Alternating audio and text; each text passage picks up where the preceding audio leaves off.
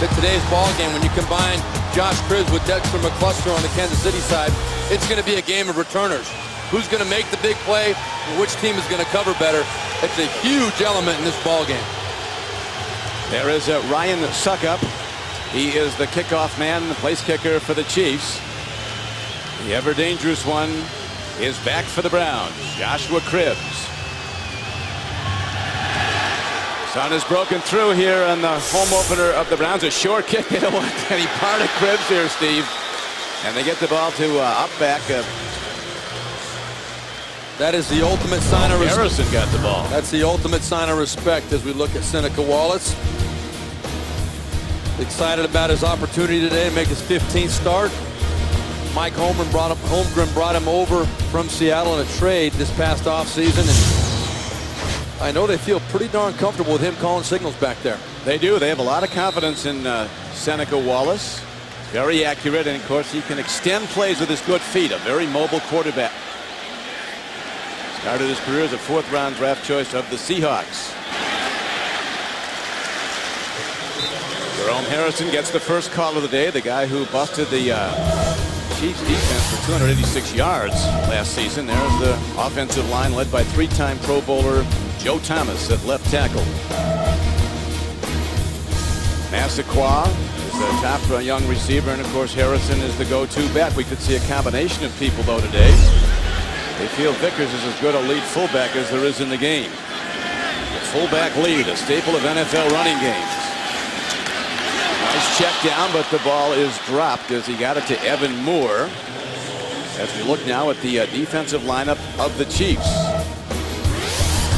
John Smith starts at left defensive end. Tyson Jackson out with an injury. He did not make the trip. Mike Vrabel from nearby Akron, Ohio, part of those Patriot Super Bowl teams. He's a stabilizer in the linebacking core. And Eric Berry, a rookie, the top picks in the last draft. He's a formidable tackler, hard-hitting. Now on 3rd down, a throw downfield and a 1st down. Then the ball is lost in the ruling and the process of catching the ball. He did not have possession, and so Chancy Stuckey does not keep the ball, and the Browns have to punt it. This should have been a catch, no doubt about it. Seneca Wallace found the right matchup. Ball a little bit behind. Tough catch for Chancy Stuckey, but at this level, you're expected to make that catch. He had possession of it, hit the ground, could not complete the act or the process of making the catch. That's why it was ruled incomplete.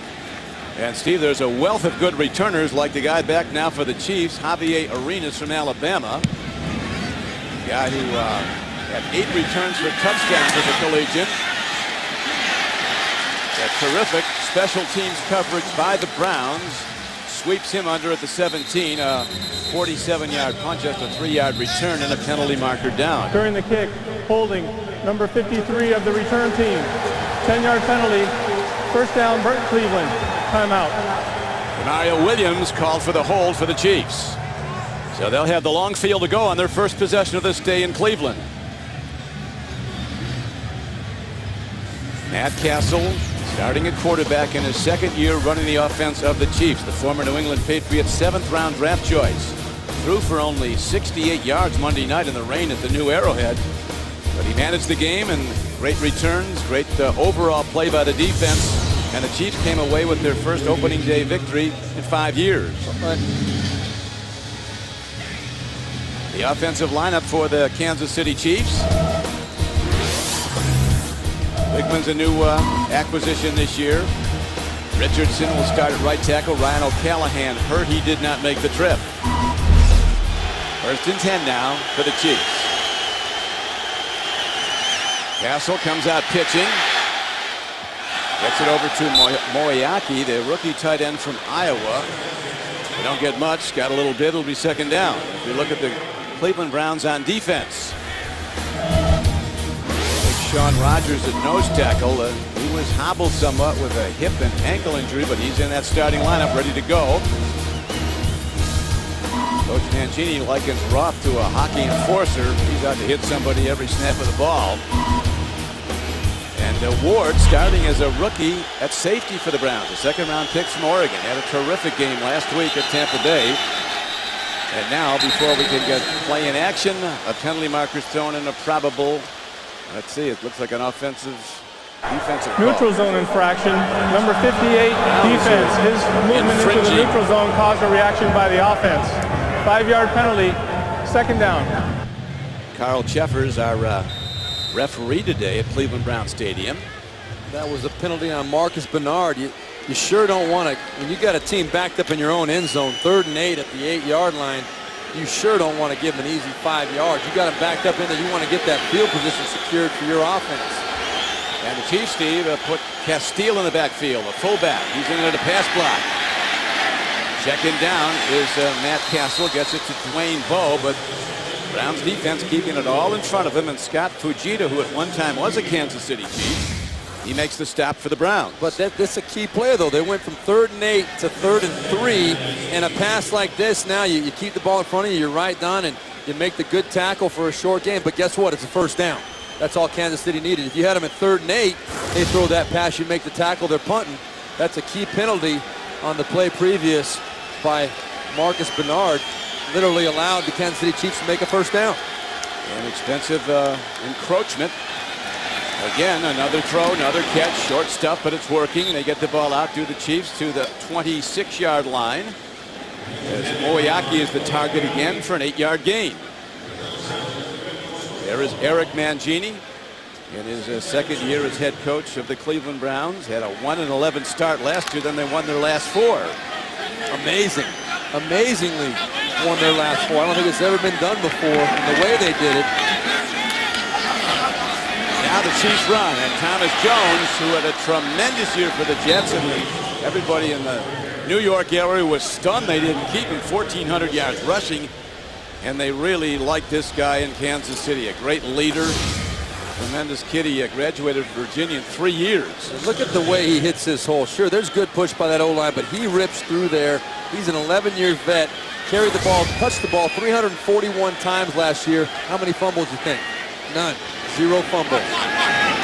Don't resign him? The Jets didn't, and the Chiefs are happy about it. Now another straight-ahead power run. And a first down carry. It's out close to the 39-yard line. Atia Rubin in at nose tackle makes the stop. But the addition of Thomas Jones to this offense is huge for the Kansas City Chiefs for a number of different reasons. One, the leadership, the presence. They've got a very young team. He knows how to be successful at this level. His example is great. But 2, they can keep now Jamal Charles and Thomas Jones fresh by spreading the carries out between the 2 of them. 341 touches last year is astounding. Jones looking to cut back, change the direction, moves, no good against the Browns defense, which adjusts, and the knockdown is made to the 40-yard line of KC. A good job here by the Cleveland defense. You'll see they do a great job controlling the line of scrimmage. Not a lot of room, not a lot of space for Thomas Jones to get up in there. And great tackle by T.J. Ward, the young rookie that Cleveland Browns are very, very high on.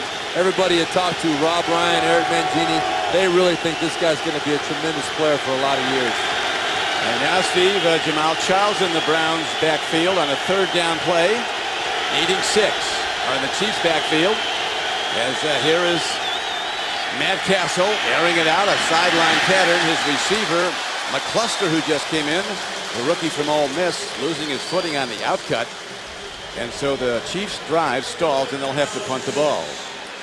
And not a lot of good options on that play for Matt Castle. You saw a concerted effort on this drive to come out and get him involved. Matt told us in our meeting yesterday that he thought it was important to get off to a quick start with some completions, get people believing in this passing game again. They did a little bit that drive, but not much available to him on that 3rd down play. And Joshua Cribbs is back for the Browns. The punt hit by Dustin Colquitt. Cribbs will go with it. Excellent special teams by the Chiefs and the kick coverage. As the play is made by Corey Greenwood, a 43-yard punt, just a 5-yard return.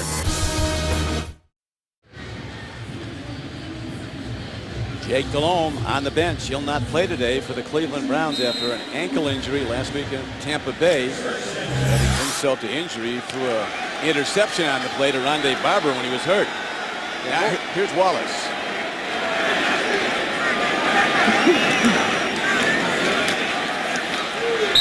power run. Peyton Hillis, who came to the Browns. He had 2 fumbles last week at Tampa Bay, lost 1. It was expensive at the 15-yard line of the Bucs in the 3rd quarter. But you see a commitment early to share the carries. Both of them had 9 carries last week. Peyton Hillis and Jerome Harrison getting the ball early in this ball game today.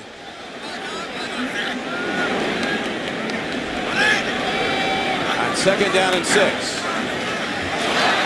Big defensive play by the Chiefs. Mike Vrabel shoots the gap. Vrabel has been a remarkable story. He was actually waived by the Pittsburgh Steelers, who drafted him out of Ohio State. Was a key part of 3 Super Bowl championship teams. The ball was fumbled, recovered by the defense. First down, Kansas City. It is a fumble, a live ball, and the Chiefs get the first break of this day, and they made the break. Well, you're going to see Mike Vrabel. He makes the hit. He's coming in from the side right there, shot the gap. I don't know exactly what Benjamin Watson was thinking. The right tight end just kind of sticks his arm out and lets Vrabel go right in there. There's no way that they weren't going to account for him on that play, and I'm sure that Cleveland's going to challenge that. They are. See if it was a fumble, but Vrabel uncontested to Jerome Harrison. So we'll find out when we come back whether or not it is the Kansas City Chiefs' fault on a fumble recovery. Ruling on the field, challenging. The NFL on CBS is sponsored by Southwest Airlines. Find our fares online only at southwest.com. Viagra. And by Bud Light. It's a sure sign of a good time. Here we go. This is Don Criqui with Steve Berline back at Cleveland Browns Stadium. We have a challenge on the field. Was it a fumble by the Browns and a recovery by the Chiefs? Here's a good look. I don't think there's any doubt in my mind, Don, that hit Jerome Harrison's left arm. He's got control of that football, but watch when that elbow hits the ground. Right there, you see the ball comes out as a result of his elbow hitting the ground. In my opinion, it's not a fumble because the play is over at that point. Question is, how do the referees view it? Is it clearly a situation where it must be overturned because it's indisputable? We'll see what Carl says. After review, the ruling on the field stands. First down, Kansas City. That Cleveland will surprised be me. charged with their first time out. Don, that is a classic example of if that ball were ruled by the officials to not have been a fumble, I don't think they would have overturned it either. It's just one of those, was not clear either way as to what the right call was, so the call on the field will stand in those cases most of the time. So the Chiefs make a big play. They get it from a 14-year veteran, Mike Vrabel. And now Kansas City with its second possession in scoring position already. Passes the game plan, Steve. We've been throwing down after down, and now a very mobile Castle gets out of bounds, does get plus yards inside the 20. Turnovers were a problem for the Browns last week at Tampa Bay. Yeah, this first interception led, right at the end of the first half, led to 7 points for the Tampa Bay Buccaneers. And right here, Cleveland going in for a score at the 15-yard line. Peyton Hillis fumbles the ball, and then coming out of the own end zone, Jake Delhomme throws one up for grabs. That led to the go-ahead touchdown for the Tampa Bay Buccaneers. Last year, Don, the Cleveland Browns were 29th in the NFL in turnover margin at -12. They've got to protect the football. They're written today on their second possession. Now here's a swing pass. Too much on it. He's a small target. Dexter McCluster, they list him at 5'8". He'd like to be, but what a player. And that's one of the growing pain things right here. Watch Matt Castle's reaction afterwards. He thinks Dexter McCluster's going to see him putting his arms in there. What are you doing? But Dexter McCluster, he's young. He's a rookie. He's not quite 100% on the same page right there. I think he felt the pressure coming from the inside Cleveland Brown defensive player and just kind of thought that Matt Castle would stop him with that football. Not the case from Castle's point of view. So they go big back now. Castile comes in for the much smaller McCluster in there to pass block in all probability on a 3rd down and 5.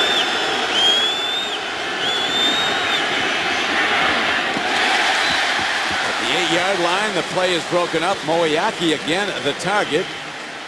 But the Browns' Mike Adams, the nickel back, was in there to break it up, and so the field goal unit comes up. And that's really disheartening right there. If you're on the Kansas City Chiefs, you sit there, you get the ball at the 22-yard line after a big turnover by your defense. You go 3 plays, you pick up 6 yards, and now you're going for a field goal. Those are the kind of things that good teams do not do. They cash in when they have the opportunity.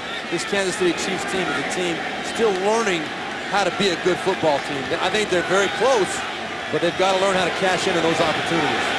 Now they want to see if they get a good field goal. It'll be the first of the year. Ball is hit up by Ryan Suckup from 35 yards out. And the Chiefs capitalize on the turnover and take a 3-0 lead. Fumble by Harrison. Vrabel did the honors on the defense, knocking the ball away.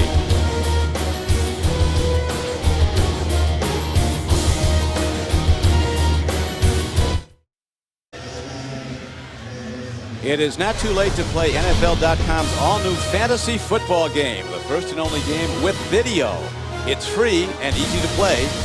Sign up today at NFL.com/fantasy. As we get set for this kickoff after the field goal by Kansas City, we saw on the first kickoff, no doubt Kansas City is not going to kick that ball deep to Joshua Cribbs.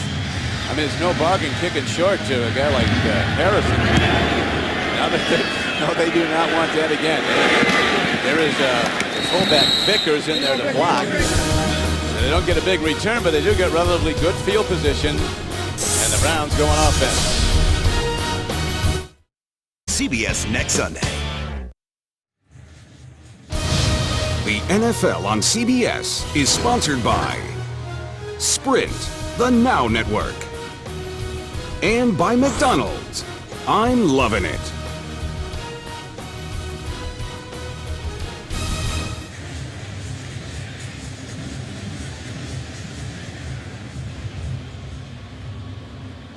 All right, ready to go. Seneca Wallace says the #1 job of any quarterback is to protect the ball. And he says play fast with tempo and above all have fun. There he is. Seneca Wallace in his 5th year from Washington State. 5th year from Iowa State. And here is the rollout pass. Good defense by the Chiefs. Ben Watson, a former Patriot #1 pick. I would expect to see, Don, some wildcat here. Right away comes Joshua Cribbs on the field, right on cue. Hopefully that'll be a sign for the Cleveland Browns offense. They're going to change it up a little bit because so far on 6 plays, this Cleveland Browns offense has generated a whopping total of 5 yards to this point. So there it is. There's Joshua Cribbs, quarterback. If he uses those legs, Steve, he's a guy that can get yards running the ball. 2nd and 10. He might be 2nd down on the play. Chiefs come with 4. Long ball downfield. Cribbs going for it. Looked like he was interfered with, but the official on top of it says no. Brandon Carr defending. Somebody was making contact. Well, actually, that was Cribbs split on the outside. That was my mistake. Seneca Wallace throwing the pass. And a little bit of contact there. There's no foul for defensive pass interference on the play. Both players were playing the ball and their feet became entangled. There you go. I think where Joshua Cribbs is more dangerous, when you use him as a pure wide receiver, I don't think that's his strength. Remember, he was a quarterback in college. He is a guy that you want to get the ball to around the line of scrimmage somewhere where he can catch it and make moves and make people miss. Well, we were huge Fridays. You know, Steve, that they could be going to Joshua Cribbs throwing the ball a lot. They really want to get in his hands. Chiefs with an early 3-0 lead. You're watching the NFL on CBS.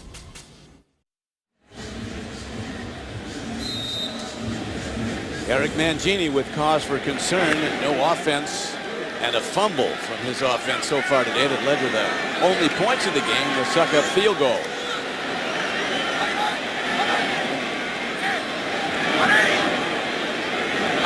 Third down and 10. Seneca Wallace stands in against the rush, dumps it down. Hillis working hard, and he does have a Cleveland Browns first down. The rookie Javier Arenas wrestled him down, but a good look by Wallace, an 11-yard gain and a first down for the Browns. Well, this is a Cleveland Brown offense that had only 4 first downs in the second half against Tampa Bay last week. This is their first down of the day. Peyton Hillis right there. Good job by Seneca Wallace. Understand that's a veteran, been around a while. Understand you don't have to force it up the field to pick up that 10 yards. After Hillis' fumble in the third quarter. They only had 2 first downs the rest of the way. Their offense stopped. They go to Hillis again on first down. He is a third-year player from Arkansas, 240 pounds. Came as part of the Brady Quinn deal that sent Quinn to the Denver Broncos. Well, one of the things that baffled me, Don, was the last year's game where Jerome Harris ran for 286 yards. How could the Chiefs allow that to happen when the Cleveland Browns were only averaging 80 yards in the air per game at that point? How could they do it? Well, today it seems as though they're not going to let Cleveland get that running game going. Wallace, timing ball, goes deep. And a bit too much on it.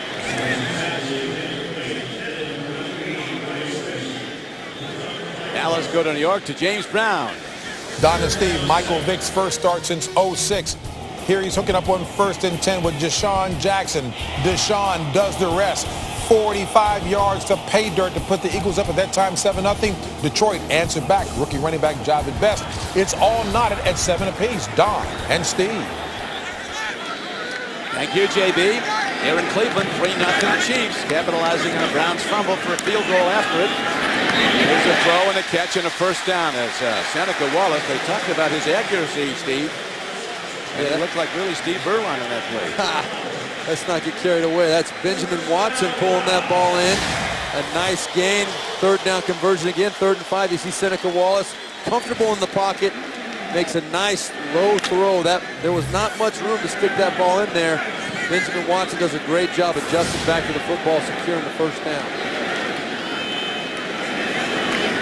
Wallace feeling confident, steps up, downfield throw.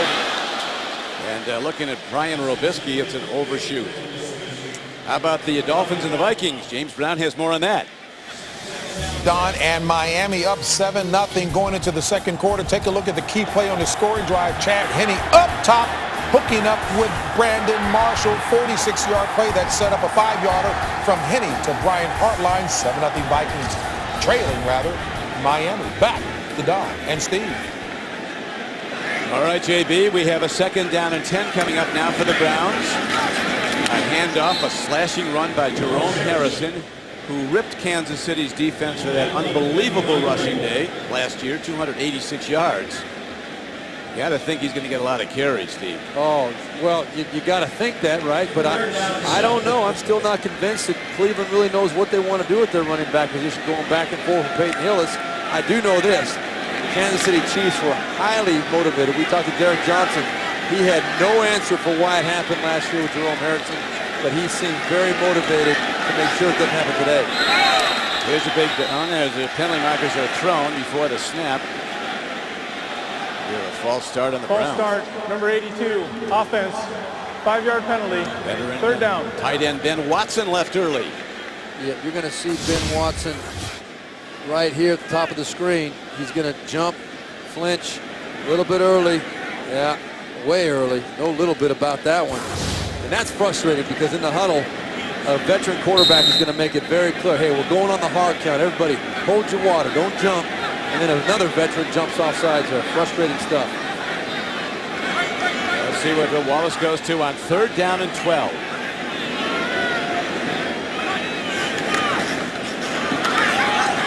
Long ball. Too much at it. Shooting at Evan Moore, the big rangy tight end from Stanford, who was a varsity basketball player for the Cardinal of Stanford. I don't really understand the infatuation here that the Browns have with the deep ball right now, trying to run streaks up the field. That right there was Evan Moore, who did play some wide receiver in college, but he's a tight end in the NFL going against a pretty good cover corner, Brandon Flowers. To me, that's not a very good matchup. If you got a safety out there, I could understand it, but not against a cornerback. Javier Arenas was covering on the play. Browns punt is a penalty marker down. So is the return man. Kick coverage has been outstanding in this game both ways. What Carl Cheffers has to say as the flag is down.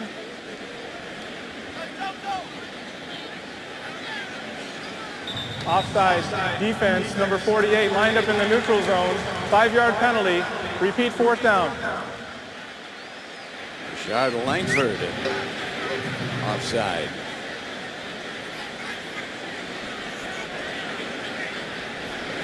So it's going to be a re-kick if Eric Mangini decides he wants to punt it again. Now, you're looking at the ball being on the 48-yard line, but since it's it'll now be 4th and 8, there's really no decision to be made. They still got to punt it again. If they had gotten it up to where it was 4th and 1 in that field position, I think Eric Mangini would have definitely thought hard about going for it. That's the area of the field where you really can't justify going for it on 4th down. Javier Arenas, rookie from Alabama, is back to return the punt. Reggie Hodges ready to hit it for the Browns. Wilks it, directional punt. Roll down inside to the 5-yard line. So more terrific work on special teams. Chiefs get the ball, but they have a long way to go when we come back to Cleveland Browns Stadium.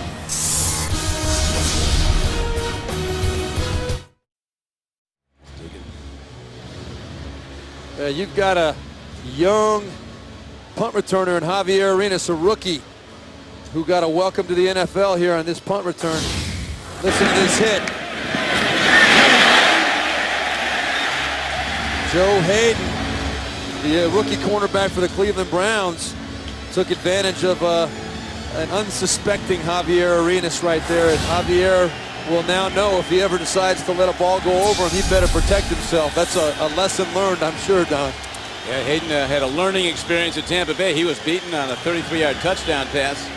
Winning score when Cleveland's all-out blitz failed, and he was left out on that proverbial island. Yes, that's exactly right. It was a play that Rob Ryan wishes he didn't call. He called for a little bit of pressure, blitz off the edges, and he felt like he put his rookie corner in a bad situation. And Joe Hayden did not answer the bell that time. Ended up costing the winning touchdown. Chiefs by 3, 1st and 10 from the end zone. Castle swings it out. Coverage is good. Again, they look at Moeaki.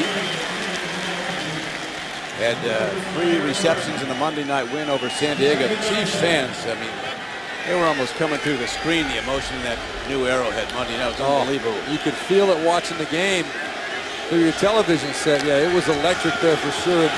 They're going to have a lot more things to cheer about if Kansas City can find ways to get the football to them. Right now, Matt Castle having trouble finding open receivers and delivering anything to pick up any kind of yardage whatsoever. He is 3 of 7, Steve, for 14 yards. Matt Castle throwing the ball. Downfield throw. He's on target for a 1st down.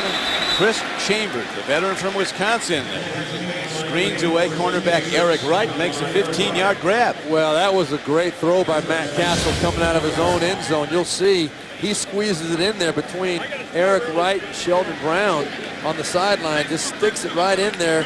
You see Sheldon Brown, the free agent acquisition number 24 right there, bit on the underneath, and then a great throw by Matt Castle to get it in there in front of Eric Wright. 1st and 10.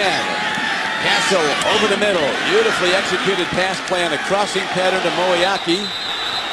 And the ball didn't come loose. It was a 16-yard play if it goes out to the 36-yard line. Now Moeaki is a guy that Todd Haley really spoke highly of, a 3rd-round draft choice out of Iowa. Really didn't play a lot until his senior year at Iowa, but he's shown that he can get open and find some holes in the defense. With the conditions today, even though he did have a touchdown pass last week, it seems as though he's a big part of their passing plan going forward.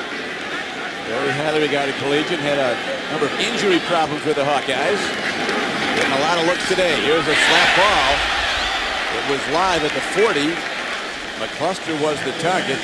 Matt Castle getting a lot of good counsel from the new offensive coordinator of the Chiefs, Charlie Weiss, who was so instrumental at New England developing Tom Brady. Exactly right. And that was Eric Wright that got his hand on that ball. But yes, Tom Brady not hesitant at all to give credit to Charlie Weiss for his development. Matt Castle, I think, coming from that same background, understands the value of having a tutor like Charlie Weiss. Castle now 5 of 10 for 45 yards. There's the run on 2nd and 10, and the Browns are all over it. Jamal Charles, the gap wasn't there. He originally was a 3rd-round pick out of Texas, Jamal Charles. The game changer, though. Well, here we are, Don. Coming up on 3 minutes left in the quarter. And Jamal Charles gets his first carry of the ball game. I don't think Todd Haley planned on waiting this long to get him the football, but don't think it's not going to change here pretty quickly. I think Jamal Charles will make his presence felt here pretty quickly over the course of this football game. Castle in the shotgun on 3rd and 6. He is hit hard from behind this out. He who hesitates is lost, and he was there. And that's Marcus Bernard coming all the way around. Matt Castle has got to get rid of this football. You're going to see right here at the bottom of your screen, Marcus, watch how he runs all the way around the right tackle there. That's Barry Richardson. Not a bad job by Barry Richardson. You're thinking, I've run and passed the quarterback. You don't think the quarterback's going to hold the ball quite that long. Matt Castle's alarm clock in his head's got to go off before that hit takes place. And the Chiefs have to punt the ball, and they do. Colquitt hits a beauty. Cribbs backpedaling, lets it bounce. It takes a KC bounce, and it goes out of bounds at the 4-yard line, maybe the 5. So a terrific effort. A directional punt by Dustin Colquitt, 6-year veteran from Tennessee. A 59-yard punt. All net yardage. Coming up with this ball to CBS. Get ready to catch the wave.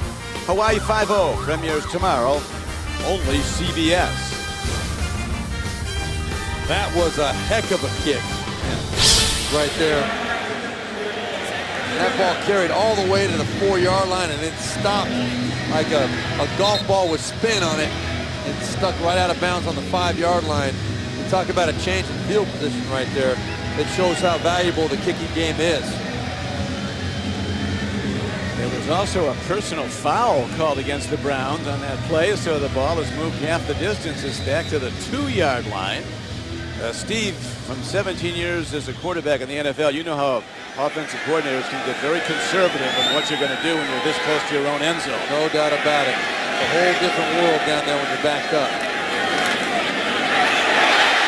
That worked well. Peyton Hillis, both arms on the ball, rockets into the secondary of the Chiefs. Well, plays like that, running plays right up the gut like this from Peyton Hillis, boy, he was a freight train coming through. That is not a little man. He is a big boy. And I'll tell you what, you get the ball running out of the end zone like that, it makes the coach feel a lot more comfortable. Very hitting, but at 11 yards downfield, they go to Hillis again on a first down play. This game is still a 3-0 game. Well, at 6'2", 250, Peyton Hillis is a load, no doubt about it. But I think he's trying to make a statement today. He put the ball on the ground twice last week. Only once cost him, but boy, did it cost him dearly. They were going in for a score. The fumble at about the 15-yard line took points off the board. He's not going to do anything to keep both arms in that ball today, it looks like.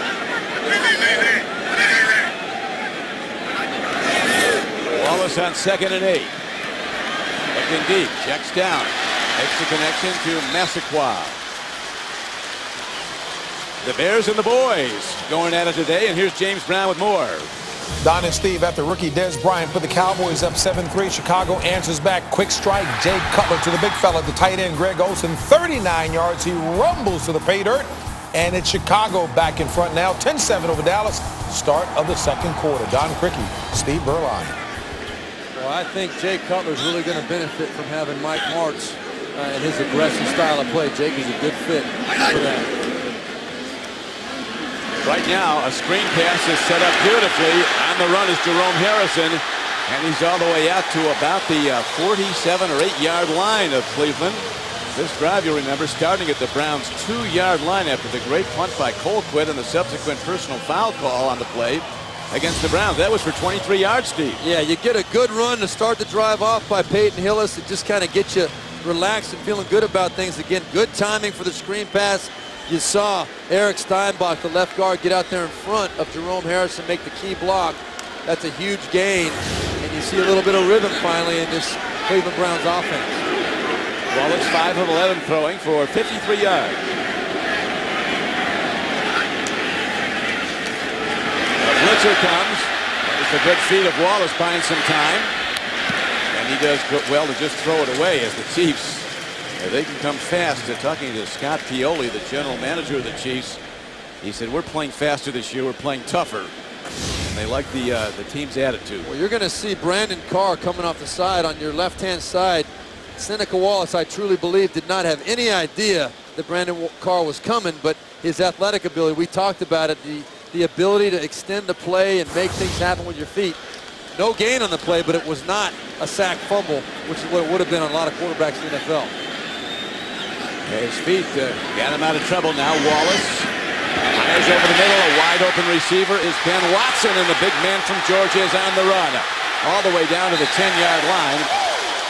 As late in the first quarter, the Browns offense finally comes alive. That was good for 42 yards. Well, I'm going to show you. Talk about an open receiver. Don, look at this at the end of the pass. You're going to see the middle of the field completely wide open for Ben Watson. Look at this. There's a hole in here, and you can't even tell the perspective of by how shallow those linebackers are. You just don't get that open that easily in the NFL. And when they're spotting it, it's actually a 44-yard gain.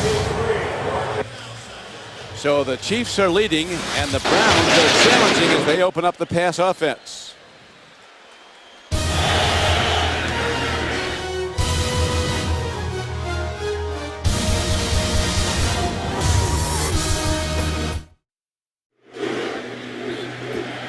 And we are ready to start the drive now. The second quarter ready to begin. The Browns on this extended drive, 87 yards on 6 plays. Nothing happened much on their first possessions, but now they're moving the ball. Quarterback draw possibly here. Gibbs, they isolate him. A good open field tackle by Brandon Flowers. That's a formation we saw. This is it's called the Cyclone when Seneca Wallace is in the Wildcat formation. Josh Cribbs on the outside. You had 4 guys out here stacked up in almost a diamond formation. It was a very unique formation. We saw it at practice on Friday. They did some unique things out of it, including the possibility of a quarterback draw coming from Seneca Wallace at some point. That's a threat anytime with a guy that can run like Seneca Wallace. Here's the pitch. Harrison cutting back. Terrific open field tackling at the 5 against the San Diego Chargers on Monday night. The Kansas City defense held the Chargers to 4 of 15 on third down conversions. Yeah, this was a very well executed play by the Cleveland Browns. And you're going to see Derek Johnson, tremendous job of closing to the football. He's the one that saved that touchdown. Should have been a touchdown. It was a crack black block coming in from the left side, set up perfectly by Cleveland, but Derek Johnson running to that football saved the touchdown. And this is a third down. We'll see if the Chiefs can get the Browns to bring their field goal team out and keep them out of the end zone. First start timeout. Right now, a timeout with the Chiefs in the lead, 3-0.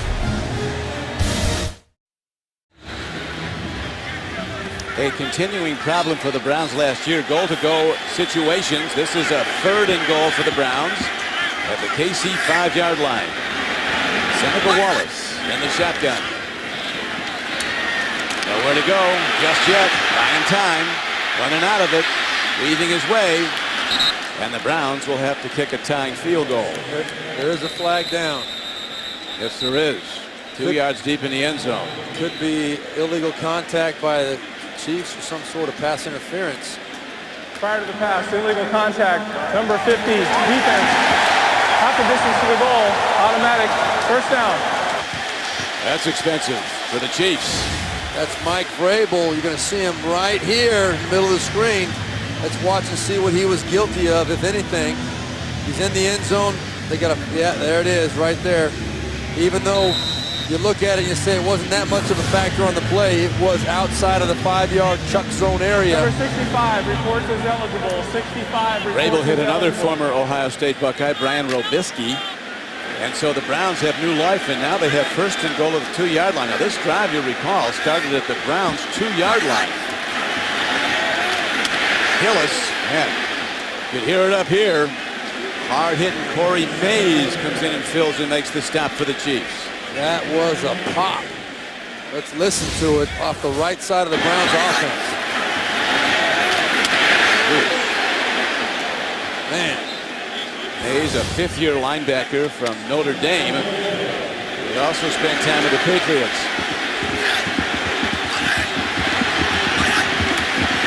Power football. Hillis, touchdown, and the Browns take the lead.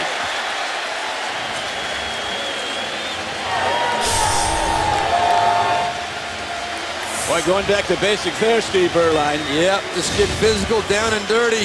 Well, he didn't make it by much, but great second effort. I'll tell you, the Kansas City Chiefs did a super job at the point of attack, not giving Peyton Hillis anywhere to go. He didn't panic. He spun out, was very athletic in his control there of his body, got the ball over the line. Touchdown, Cleveland Browns.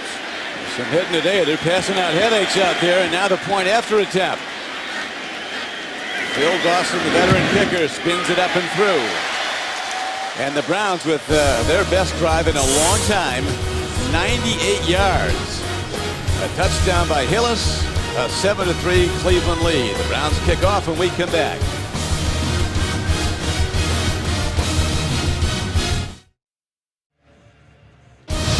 The NFL on CBS is sponsored by KFC. Football fans, today is the day you double down. So good. The all-new CRZ Sport Hybrid, only from Honda. And by FedEx. We understand. You need a winning game plan. FedEx.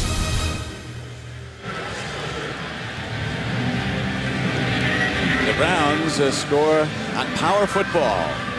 Hillis into the end zone, and they take the lead 7-3. Now Dawson kicks off for Cleveland. Spinning kick. McCluster. Guy broke the 94-yard return Monday night over the top. Ball almost coming out there. And a Brown is down at the 34-yard line, holding his left leg. Look at this guy. He's just nothing but excitement every time he touches the football. Dexter McCluster back there deep with Javier Arenas. I don't know who you decide to kick it to back there.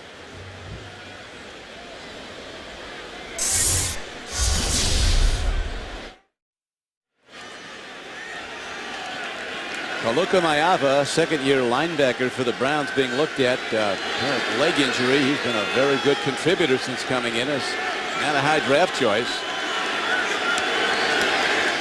Castle pitches. Mal Charles. Defensive speed is the key to stopping that lateral game. And Gokong runs it down. Coming up on the Sprint Halftime Report, join JB, Dan, Shannon, Boomer, and Coach Cower for all the latest NFL scores and highlights. That's coming up on the Sprint Halftime Report.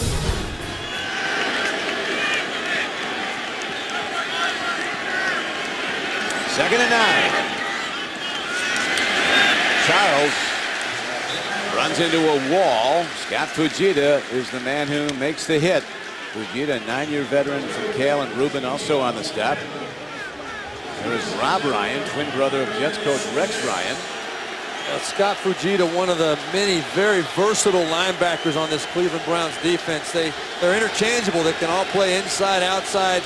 Veteran who did play for Kansas City at one point in his career. Excited to be a part of rejuvenating this Cleveland defense. There's a throw and a catch out to the 32. Also played for the Super Bowl champion New Orleans Saints last season. Fujita came here as a free agent. He actually did talk about that in our meeting with him on Friday, where he said that the Cleveland Browns right now remind him of the New Orleans Saints 5 years ago, when they were just getting that confidence, starting to get that swagger, and got progressively better each year. One of the reasons why he came here as a free agent this year was because he felt that. He felt the quality of people, the character of the players in this locker room would give him a chance to be successful, and he wanted to be a part of it. Okay, so he and his wife and twin daughters, 3, travel around the country in the offseason in their recreational vehicle known as Juanita Fujita. There is a directional punt hit to the far sideline. They did not want to punt that ball to Joshua Cribbs back there. That's the unseen stuff. You don't work that into the statistics, but when a punter does not want to kick it to a return man and that ball squibs out of bounds, a 30-yard with no return punt, that's not what Steve Hoffman... During the kick, holding number 93 of the return team. 10-yard penalty will be assessed from where the ball went out of bounds. First down. Jason Trussenkow for the penalty. If you love to laugh, this fall there's more to love with the new comedy Mike and Molly. It premieres tomorrow after 2.5 Men, only CBS. But those are the ways that special teams can affect the ball game, Don. When you're talking about kickers that just are told, do not kick it to that return man out there because we do not believe we can make the tackle on him or we're scared of him, that affects field position dramatically. And Wallace, he really got hot, Steve, in that last drive. 4, 5, 76 yards. Throwing the ball.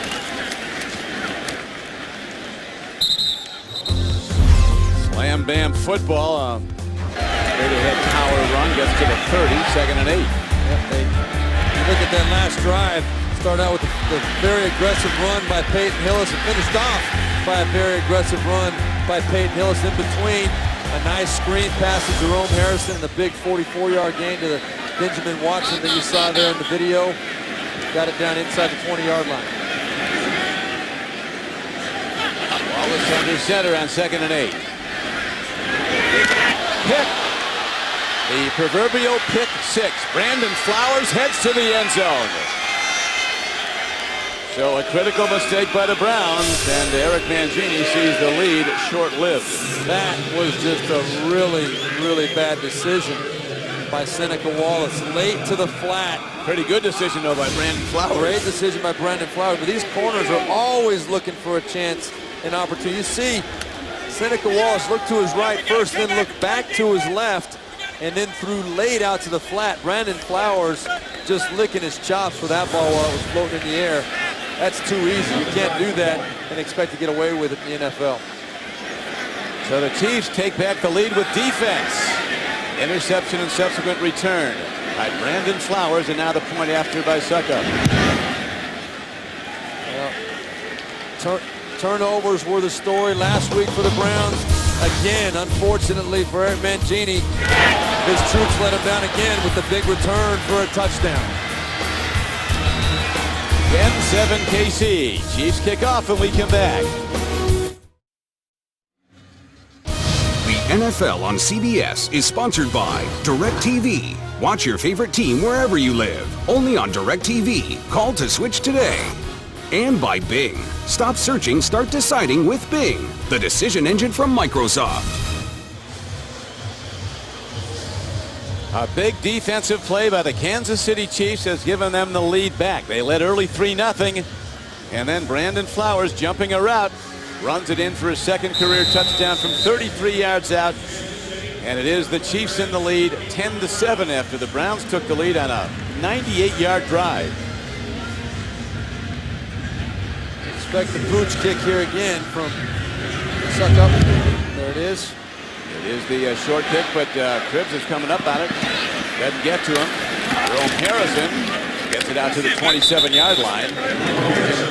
Short kicking all day because of what Cribbs did in the last year. 2 touchdown returns on kickoffs of over 100 yards each. Well, let's look again at that interception. You're going to see, watch the eyes of Seneca Wallace. He's looking to the right, turns his head back to the left. You cannot do that on a classic 3-step drop in the NFL. Then he floats it out there, made it way, way too easy for Brandon Flowers to make that interception.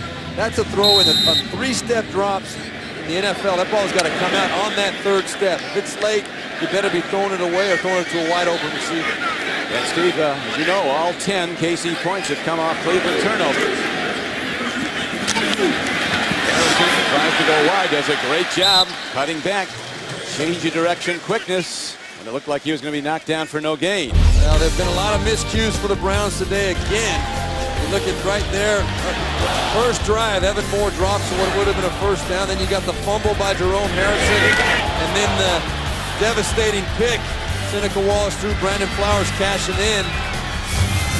Those are the type of things that really give head coaches nightmares. And unfortunately, Mangini's had a few of those lately. Eric Berry comes up with a hard strike on Jerome Harrison. Eric Berry, the rookie from Tennessee, pronounced himself the best player in the NFL draft last year at the Combine. Well, he got torched for a couple touchdowns last week, but one thing we do know, you're going to see right over here on the side, he's shooting up. He likes to come up and hit people. He is not afraid. He's like a bullet. And he will make his mark one way or another. 3rd and 1, they go deep. Looking for a gamble, open receiver, And the Browns make the big play. And Josh Cribbs goes in. And the Browns take back the lead. No flags. Well, we're going to get a shot again. What a call. Great call, and it was right on cue from our standpoint. Talked about how Eric Berry got burned for a couple of touchdowns last week against the San Diego Chargers. Right there on that one, a 65-yard touchdown pass. Seneca Wallace to Josh Cribbs. They had a hard play-action fake to the right. Eric Berry stepped up, and there he is coming in late into the picture. But if he did not react up to that play-action fake, he might have been in position to allow, or to not allow that pass to have been completed. So Wallace, after throwing the interception that was returned for a touchdown, comes right back and hits a huge play to Josh Cribbs. 65 yards and a go-ahead touchdown for the Cleveland Browns. They lead the game 14-10, and now it'll be Cleveland kicking off when we come back.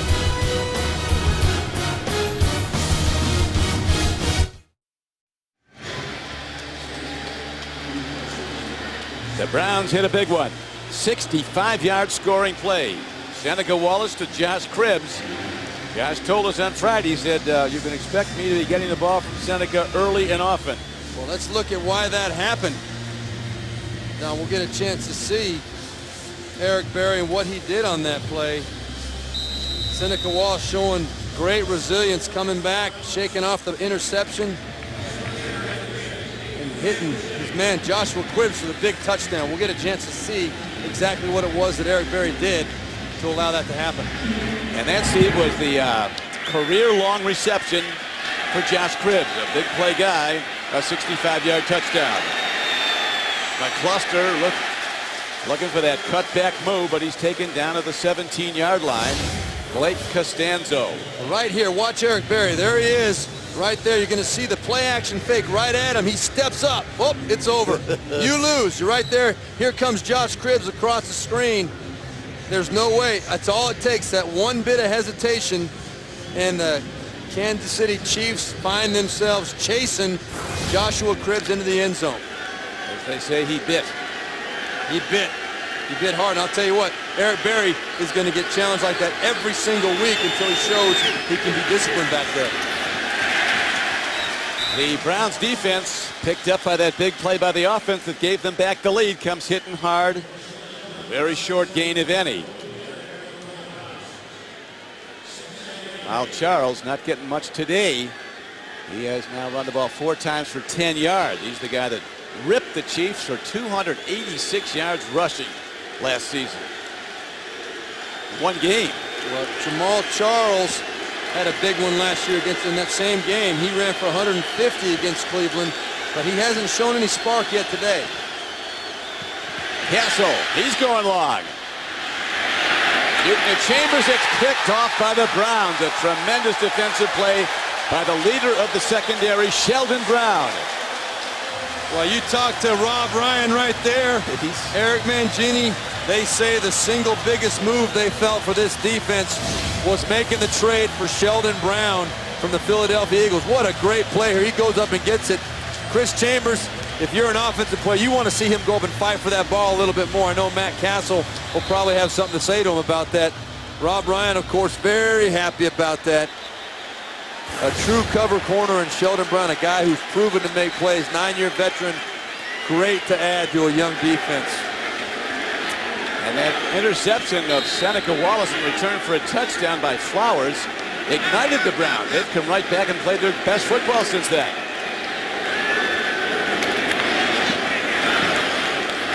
Harrison, not a lot going on as he tries the right side of the Kansas City Chiefs defense. Yep, that would be behind his big stud 4th-year tackle. First-round draft choice in 2007. Joe Thomas, been to 3 Pro Bowls already. If I were an offensive coach, I'd ride that horse too a little bit. He's going to move people out of there. I tell you, 3 years in the league, 3 Pro Bowls. Yeah. His 4th year. Hard to do any better than that. Third and First-round final pick out of charge Wisconsin. timeout. Cleveland, a 30-second timeout. Timeout on the field with 7:18 to go in the first half, and the Browns have rallied back to take the lead 14-10. Well, while we've got a chance to talk about what we've been talking about for the last few minutes. Eric Berry, safety for the Kansas City Chiefs. Let's see what he did. I want to show you what he did last week against the San Diego Chargers. A couple of touchdowns that he gave up. One to Antonio Gates. That was a big play early in the game, but fortunately his teammate were able to rally and step up and make sure that they still were able to win the ball game. And we'll get a chance to show you those in a minute, but there were 2 times that he was victimized by his youthfulness. And again, it's going to happen quite a bit until he shows he can step up. Harrison runs. But guess who that was? When he arrives, it's with a purpose. Yeah, that aggression is definitely an asset as a tackler in the run game. And here we go. You're going to see him shoot the gap right in through here. Almost, I mean, he didn't even have a chance for Lawrence Vickers, who Jerome Harrison calls the best fullback in football. Lawrence Vickers did not have a chance to even react to Eric Berry coming up there supporting that run. His contribution really is in stopping the run. He's a liability early in his career in a deep ball. Coming on a blitz now. He almost got there. Oh, man, what a play. The ruling is out of bounds. It was Massaquoi with a fingertip grab and did not have both feet in. Terrific play, though. Wow. Tremendous catch by Mohamed Massaquoi, but you see only the 1 foot in. If that ball were thrown a little bit more inbounds by Seneca Wallace, because he did have some room to work with, that would have been a completion for sure. But that right foot, no doubt, did not get down. So the Browns, after getting the ball on the turnover, have to punt it at 4th down and 7. And Javier Arenas, who had 8 returns for touchdowns at Alabama as a collegian. The rookie is back. He's going to run it back from the 14.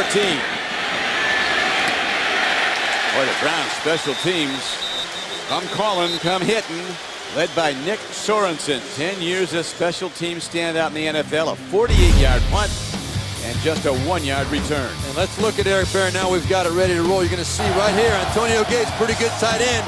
Eric Berry should have been inside leverage on that play, but he didn't do it, gave up a touchdown. Then right here you see he bites on the out fake. He got caught up in Antonio Gates, and then you had number 11, Nani. It was about as easy as it gets for a touchdown in the NFL. Phillip Rivers, no problem seeing that aggressiveness by rookie Eric Berry. He's got to learn to be a little more disciplined back there. See how fast he came on that blitz, though? Oh, he can move. Swing pass goes to Thomas Jones out of the Chiefs' backfield and out to the 20-yard line, where Eric Barton knocks him out of bounds. Thomas Jones now in his 11th year from Virginia, the guy who had 341 touches last year, running and receiving with the Jets, 1,400 yards, and they didn't keep him. And here we go with the red ball. First time today we've seen it. That's the Chiefs version of their no huddle. Thomas Jones gets the call.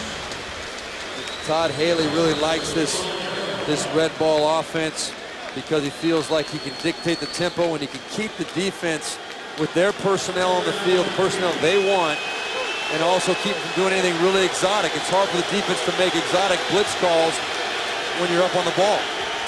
Here we go to 3rd down now, Steve. 3rd and 3. Castle out pattern.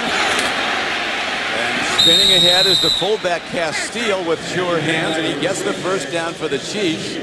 Todd Berry said about the win over the Chargers on Monday night, it wasn't a pretty win, but he said, I'm not in the business of analyzing how attractive a win is. We'll take any. A W is a W, no doubt about it. And to come out with that win in those conditions, I think that the #1 priority was not to turn the football over, and they did.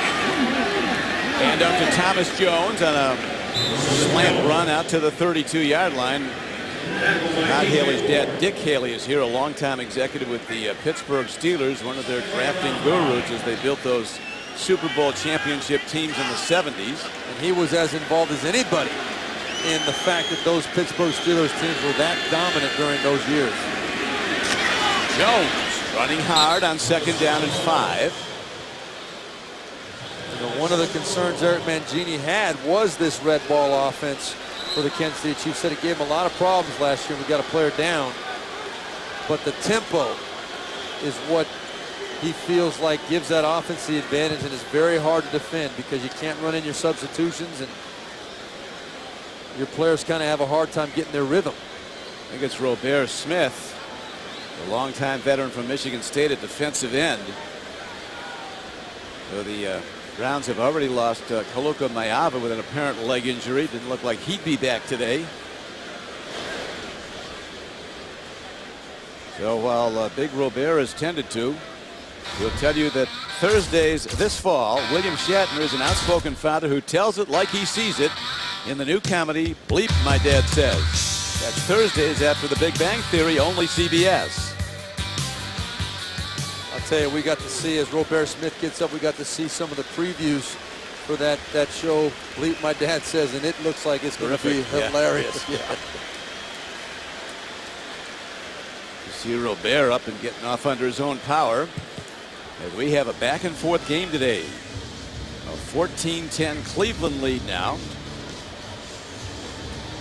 All the Chiefs points, all 10, came off of turnovers.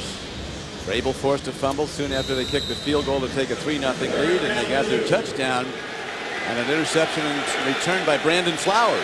Now, this is an important play right here for Kansas City. They need to get something going before halftime. 3rd and 2. Play fake. Castle, mobile, downfield throw, too high. The steal was open, swinging out of the backfield as Matt Castle slams the turf. He knew he had an open man 25 yards downfield. I'll tell you what, though, Don, it was a very difficult throw. There really wasn't anybody open in the rhythm of the pass route. You see Big Baby coming down. You can see a very difficult throw from Matt Castle. He had to get that ball up and over Eric Wright. I thought it was a great play call on 3rd and 2 to go with the hard play action, but give Cleveland credit. They were ready. Rob Ryan's defense did not bite. They were in good coverage position. Didn't work for Kansas City. And the Browns, of course, on a 3rd and short, went to a 65-yard pass play for a touchdown. Wallace to Joshua Cribbs. Directional punt right. Out of bounds at about the 26-yard line. We've got a highlight reel in the second quarter. Big plays. A good second effort run there by Peyton Hillis to finish it off. And then, of course, the interception by Flowers for the touchdown. And then Josh Cribbs going up for a long touchdown. And right there, you see Sheldon Brown jumping up to take the donation from Matt Castle and Chris Chambers. The Cleveland Browns have really gained the momentum of this football game after really looking like they weren't into it the first quarter. Second quarter turned it around. Wallace 8 of 17 for 162. Gets the ball to Ben Watson. You'll remember he hit him earlier on a catch and run that went for 44 yards, leading to a touchdown. 8-yard gain on that. This Eric Berry, he's an interesting guy to watch because he might be out of position sometimes, but he's got speed to burn, and he comes hard every down. He's not afraid to stick his nose in there.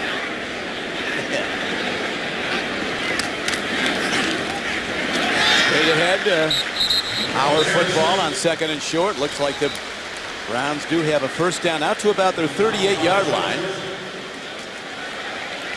One of the things we need to see, Don, I think out of both of these teams before they can make a jump to the next level offensively, they've got to find ways.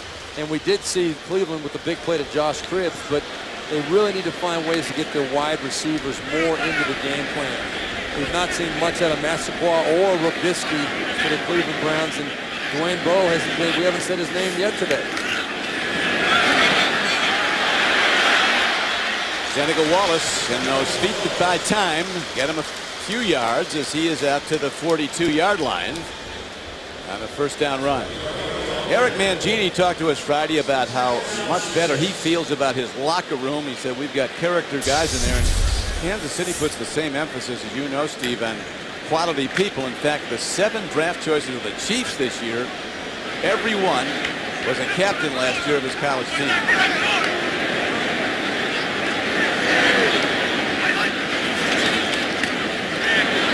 Toss pitch. And Jerome Harrison at 5'9", 205 works it out to about the 45-yard line of the Browns as the clock winding down now to the 2-minute warning in the first half. So 2 minutes to play in the half. the Browns holding to a 4-point lead.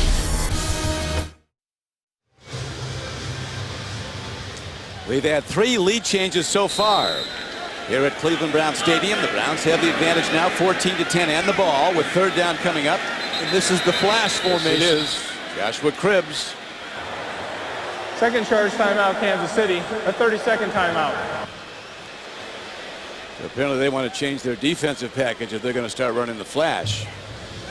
Coming up on the Sprint Halftime Report, join JB, Dan, Shannon, Boomer, and Coach Cowher for all the latest NFL scores and highlights. That's coming up on the Sprint Halftime Report. Seneca Wallace quarterbacking the Browns today.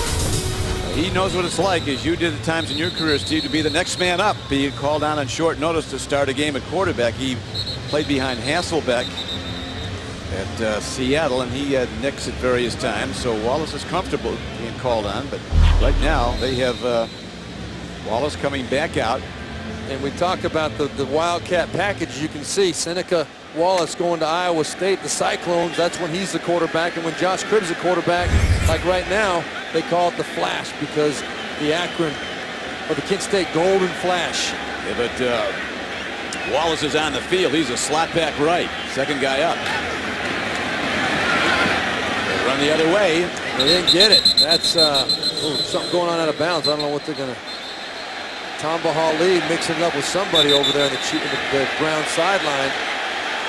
Probably not a good idea to start a fight in the other team's bench here. No, surprised we didn't see one of those yellow things go up in the air over there, because there were some extracurriculars going on. That was 10 yards off the playing field. Game clock down to 1:42 to play in the first half.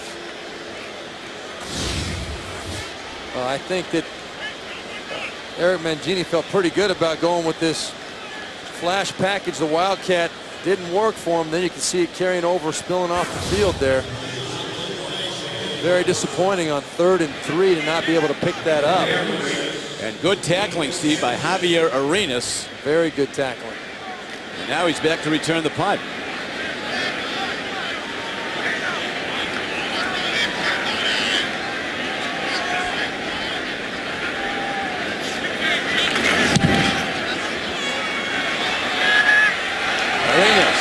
From the 7.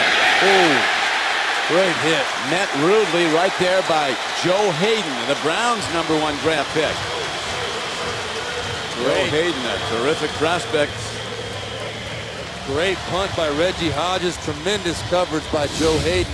You know, Brad Seeley, the special teams coach for Cleveland, he told us, he said, you know what, I feel my mentality is if I don't kick it to these return men, then I'm not showing confidence in my own players. So we're gonna put it on my players to go out there and make some plays, and they're sure stepping up today. You know, these guys can run when they get down as fast as a long punt. He arrived with the ball. Joe Hayden. Sure did. 1st and 10 Chiefs, the long field to go, not much time to do it. Jamal Charles all the way out to the 27-yard line. That's the first bit of life we've seen out of Jamal Charles. He hits that hole hard when he gets a seam. 20-yard gain right there, gets him out of the hole. Now, I would have expected Charlie Weiss to stay conservative, but now since it's out of the hole, the 26, 27-yard line, they'll go after a little bit more now. Castle has a tip ball. It's live, and is it picked? It is. It appears that Atiba Rubin, a nose tackle, intercepts the ball. Well, that's the 2nd or 3rd pass that Matt Castle has had tipped today. He's a big guy, but it seems to me that he gets... Matt Roth is the guy that tipped it looked like. And it seems to be that Matt Castle does get an unusual amount of balls tipped for some reason coming out of there. Let's see, Matt Roth coming off the edge right there. Just got a lot of push, and that was the backup right tackle, Barry Richardson, in for Ryan O'Callahan. That got pushed all the way back into Matt Castle's lap. Good opportunity for Cleveland. Browns have Seneca Wallace firing the ball in low. Chiefs had a play on that. It's incomplete. The intended target was Massaquoi. And that stops the clock here late in the 2nd quarter. 34 seconds to play in the half. You know, Seneca Wallace just looked a little unsettled to me on that play. He had Massaquoi open. on just a generic curl route about 15 yards up the field, but for whatever reason he was hesitant to pull the trigger, and as a result threw it late into the ground. So on 2nd and 10, Wallace back in the shotgun.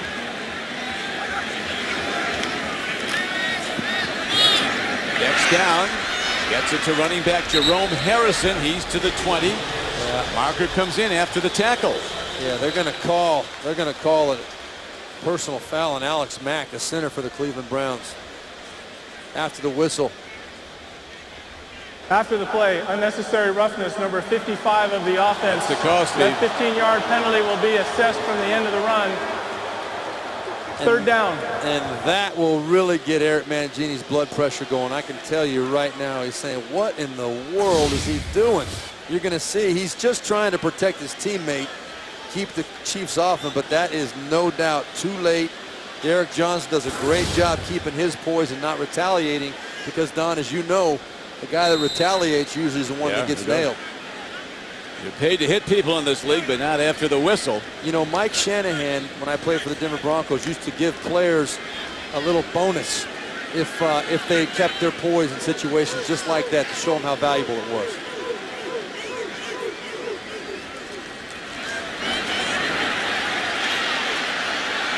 Seneca Wallace working the sideline, gets the ball, and Robisky comes down with it at the 25-yard line. Ryan Robisky.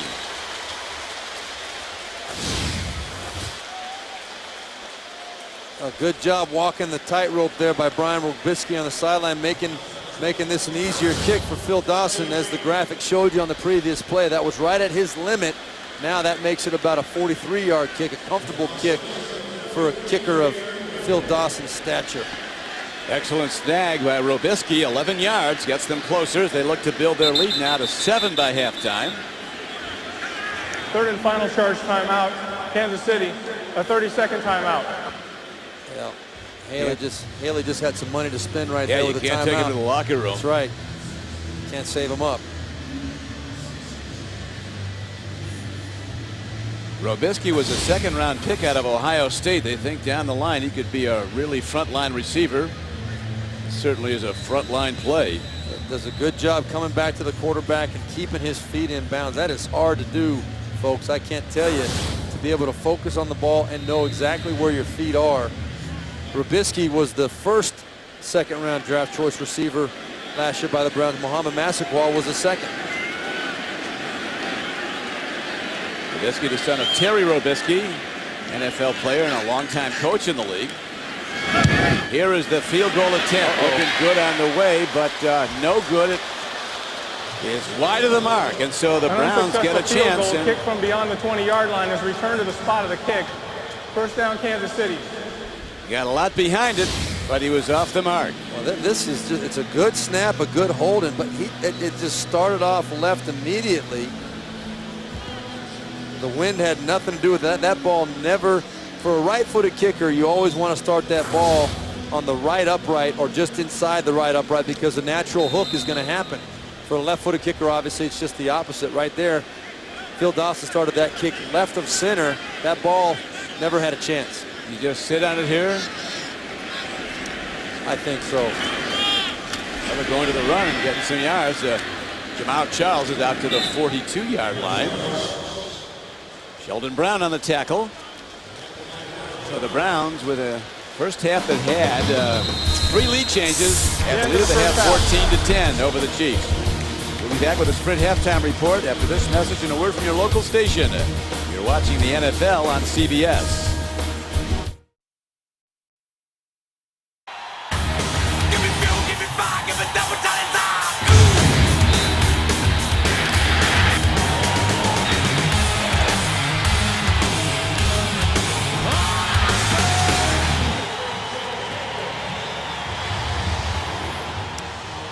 Back at Cleveland Browns Stadium, the score at the half. The Browns in the lead. Getting some big plays in the second quarter. Don Criqui with Steve Berline. All the great Browns teams and also many memories over the years brought back today. They just honored the 16 Browns who are in the Pro Football Hall of Fame and are on the new Ring of Honor here at Cleveland Browns Stadium. Some A lot of them the descendants of these people. Not all are still with us, but some great names. No doubt about it. You're talking about a lot of big names in Browns history, including the commissioner, Roger Goodell, here with us today. A very special thing to be a part of at halftime today. Yeah, it was terrific. They've got so many memories of championship years. Leroy Kelly, how great was he? There they are. As you look down, they pan all the names that were there. Marion Motley, Otto Graham. It goes on and on. So what started out as a slow-moving first half, both teams trying to run the ball and not very well, and all of a sudden it opened up with just an array of big plays in the second quarter. Yeah, both ways, and Cleveland obviously protecting the 4-point lead, but 2 turnovers by the Browns led directly to the 10 points for Kansas City. Matt Castle right now, his quarterback rating at 19.8 with 2 interceptions, no touchdowns. He's got to find a way to spark this offense in the second half, because if he can start making some plays in the passing game, that'll let Thomas Jones and Jamal Charles get going with that running game. All right, Steve, now let's take a look at the All-State points of protection. Well, we talked about the turnovers for the Cleveland Browns. Those are the only things that have really hurt them. They had the fumble by Jerome Harrison and the interception by Seneca Wallace for a touchdown. They can eliminate those, they'd be up a lot more. Matt Castle, we said he's got to pick up the pace a little bit here. Only 60 yards pass. He threw for 68 last week. And then we talked about the Joshua Cribbs factor in the open. He didn't get loose on any kickoff returns. They're not kicking the ball to him, but he did have the huge 65-yard touchdown reception on the play that Eric Berry, the free safety for the Kansas City Chiefs, got a little bit too aggressive.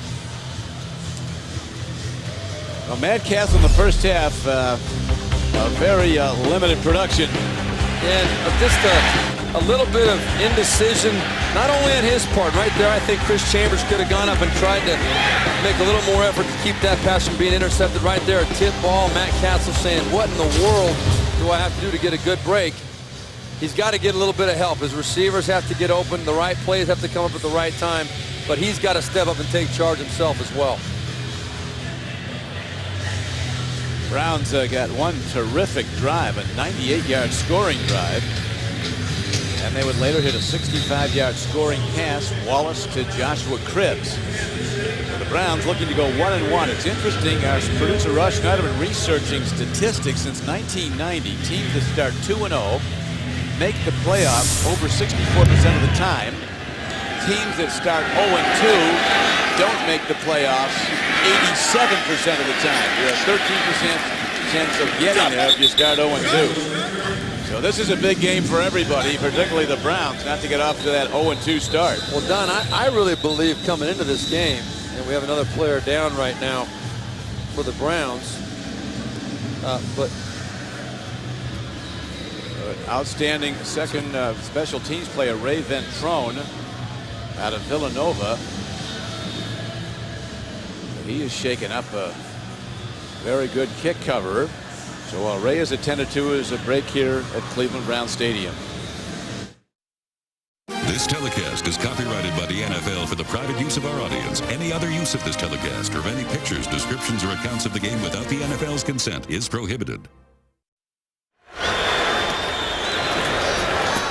The Chiefs go to the run.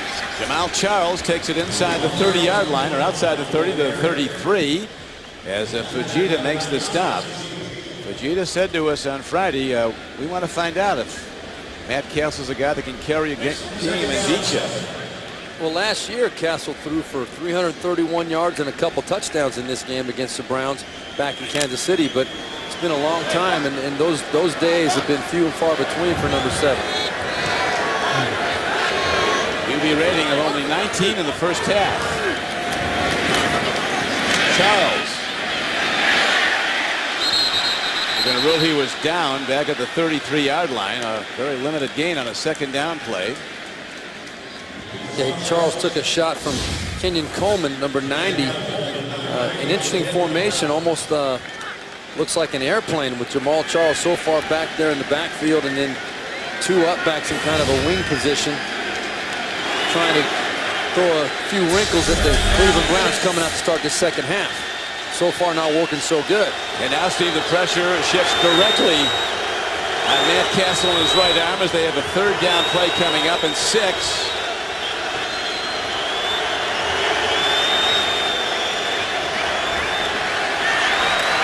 throws, connection, first down and more.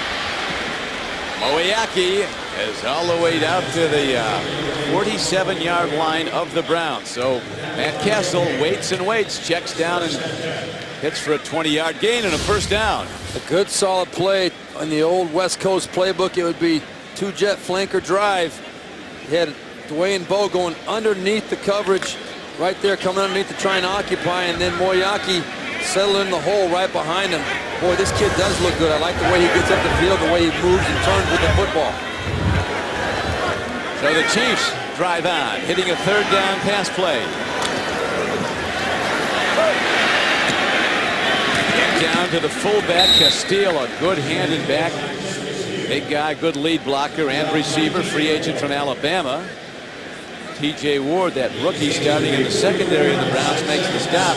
T.J. Ward had 10 tackles at Tampa Bay last week and forced a fumble. Also forced an interception. Yeah, they're high on him. Rob Ryan, all the coaches we mentioned earlier, but they just think that he is going to be a player for a lot of years. Three guys in his secondary at Oregon, Jarris Bird, Pat Chuck, and him are drafted in the second round. Some secondary. Here is Castle on the run, heading for the 12th man. Guys are very cautious about popping a quarterback. Matt Roth would love to. He's the guy that Eric Mangini said is like a hockey enforcer. Somebody's going to get hit when he's around. That's a great analogy to the hockey enforcer. This guy just going to find a way to get the wood on somebody. Right there, Matt Castle coming out, looking like he was looking up the field for a big play, but I didn't see anybody running down the field. I think there was some confusion on that play by the Kansas City Chiefs. Somebody missed an assignment. Again, pressure on Castle on a third down play, 3rd and 6 again. Went to Moeaki the last time. Looking at him again. Now he throws the other way and makes a connection down to the 27-yard line to Dwayne Bowe, who's been inconsistent in his 4 years in the league, but he is a former first-rounder and capable of a big play like that one, a 16-yard gain. Very similar play to the last one, just reverse the roles. This time you had Moeaki coming underneath shallow, trying to draw the underneath coverage. A nice throw and catch over the top by Matt Castle and Dwayne Bowe. First time we've seen a big play out of Dwayne Bowe today. He finally comes up with yardage, and now the Kansas City Chiefs have the veteran Thomas Jones bouncing to the outside, working the sideline and getting down close to the Browns' 15-yard line. He's got a first down.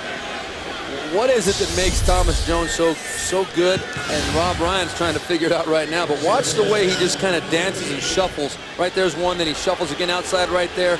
He just feels the lane so well, and he's so patient. He knows how to set up his blocks. That's why he is as good as he is. Because Jones moving the pile, getting to the 10. So the Chiefs with a good drive now, looking to take back the lead. We've already had 3 lead changes in this game. A nice sustained drive. Todd Haley's got to be happy with what he's seen out of his offense to this point. A couple of nice key third down conversions, get the confidence going to Matt Castle. Get his whole team feeling like, okay, we've got some rhythm here. We really can do this thing. Thomas Jones. Big collision. T.J. Ward, that hard-hitting rookie, makes the hit from the safety position, but now the Chiefs are down close to yet another first down. A big collision from Thomas Jones and T.J. Ward. I'll tell you, great tackle by T.J. Ward right there. Man, you hear those helmets smack. I think the Browns were out of position. There was some substituting going on late in that play. I think Kansas City had the right play call. There was a lane, but T.J. Ward came over and made a huge play to stop it for only a few-yard gain. And another third down arises for the Chiefs in this drive. 3rd and short, 3rd and a yard. Pitch. Browns nail it. Jamal Charles does not get there. So the field goal unit now comes out. Eric Wright, 21, the lead tackler for Cleveland. And Ryan Suckup comes out to try the field goal. If it's good, it'll bring the Chiefs back to within 1. I'll tell you, Don, on alignment, they had it was the flip with the crack block from the right side of the Kansas City Chiefs offense, but to me, right before the snap, even all the way before the snap, the Cleveland Browns had them outflanked on this side. I don't think they had the right play called at all. Didn't look that way. They got stopped now. A 26-yard field goal attempt. Suga puts a little draw on it, knocks it through, and the game tightens again. It's 14-13 Cleveland with the Chiefs ready to kick it off to the Browns when we come back to Cleveland Browns Stadium.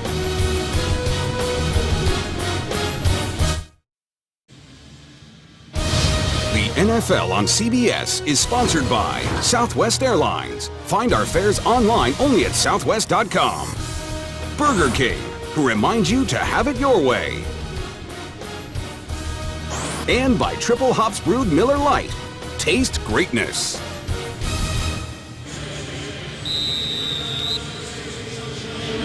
We are back to Cleveland Browns Stadium. A sustained drive with Castle throwing the ball very well in that drive. Brings the Chiefs down close, but they get stopped on a third down, have to kick a field goal, and now they're within one. 3 lead changes in the first half. Another short kick away from Cribbs. James Davis takes it out close to the 34-yard line. Here comes Seneca. Seneca Wallace.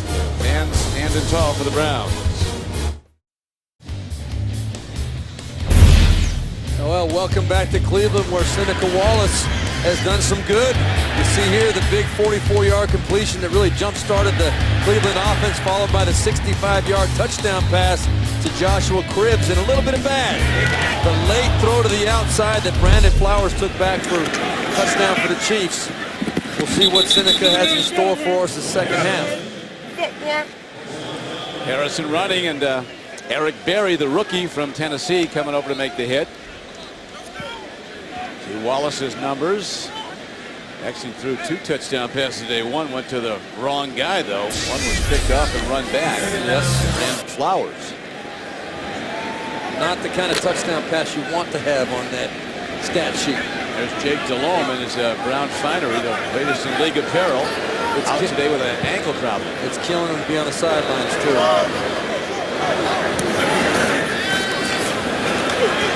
Wallace screens the ball nicely. Harrison on the run, cutting back. And the Browns do a really nice job giving him some blocks. 7-yard gain on the play. Little fantasy update. There's the passing leaders. Look at Michael Vick. What a story that is, huh, Don? It is. And then rushing leaders. Tim Hightower keeping Beanie Wells on the bench. Sean Jackson. The best rookie at Detroit. Game breaker. They're down, big down now for Wallace and the Browns. Chiefs coming hard, long ball downfield, and a thunderous hit put on. And a defenseless receiver, Evan Moore, was just laid out by rookie Kendrick Lewis. And they're going to get him for a defenseless receiver, a blow to the head of a defenseless receiver. It's a major, major point of emphasis this year with the referees. Unnecessary roughness, number 23, defense, contact to the helmet of a defense. 15-yard penalty, automatic, first down. Good to see Evan Moore bounce up. Nice shot. And these are lessons. You see that was head-to-head. Evan Moore never had a chance, never saw it coming, and a lot of people say that they're taking some of the hitting ability out of the game for the defensive player. I agree with that, no doubt about it, but their bigger picture is the overall health concerns for the head injuries that players have been suffering. And the Browns drive on with the penalty call against the Chiefs. Jerome Harrison now getting more and more work, Steve, as the game wears on. He is. We haven't seen Peyton Hillis in a while. But Jerome Harrison and the Browns, they have not really done much. You look at the top of the board there, you see 13 carries for Jerome, only 26 yards. They really haven't gotten that running game going to the level that you would expect. I mean, this is an offense that was averaging 160+ yards rushing the last 5 games of the season last year. Harrison 260 yards below what he gained in one game against the Chiefs last year when he got 286. And again, there's not much there for him. Derek Johnson makes the stop. This Derek Johnson, he is a heck of a player too. I'll tell you, you talk about him and the compliments just come flowing out of both sides. Mangini was calling him a ball hawk. This guy runs to the football. He makes things happen. Todd Haley talks about him. And as we look at what the two running backs are doing for Cleveland, not a whole heck of a lot. But Todd Haley loves this guy, Derek Johnson, as well. Well, he had 12 tackles Monday night against the Chargers. Forced a fumble that led to a Kansas City touchdown. 60 from Texas, Derek Johnson. Long ball, receiver there, too much on it. Ryan Robisky with good speed couldn't get to it. Brandon Flowers was beaten on the play, and Wallace knows he missed a guy there. They might have gone for 6. You know what he's got to do? He's got to get more air on that ball. And here you see Kansas City up. Had a chance on the outside. Robisky was behind him, and if Seneca Wallace puts a little bit more air on that ball, I think Brian Robisky will get to that ball and make the play. End over and punt. Javier Arenas comes up on the ball.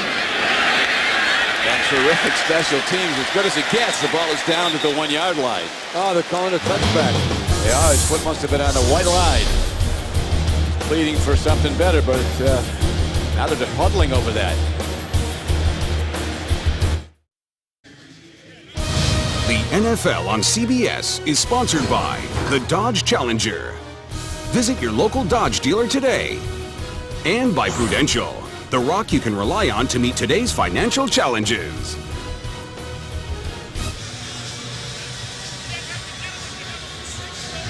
We're back to Cleveland Brown Stadium. Don Criqui with Steve Berline. And that was Joe Hayden you saw on the side of the rookie. First-round draft choice. Look at it. Mike Adams does a great job keeping this ball in play. Look at that left foot. It's in the end zone. Come on, rookie.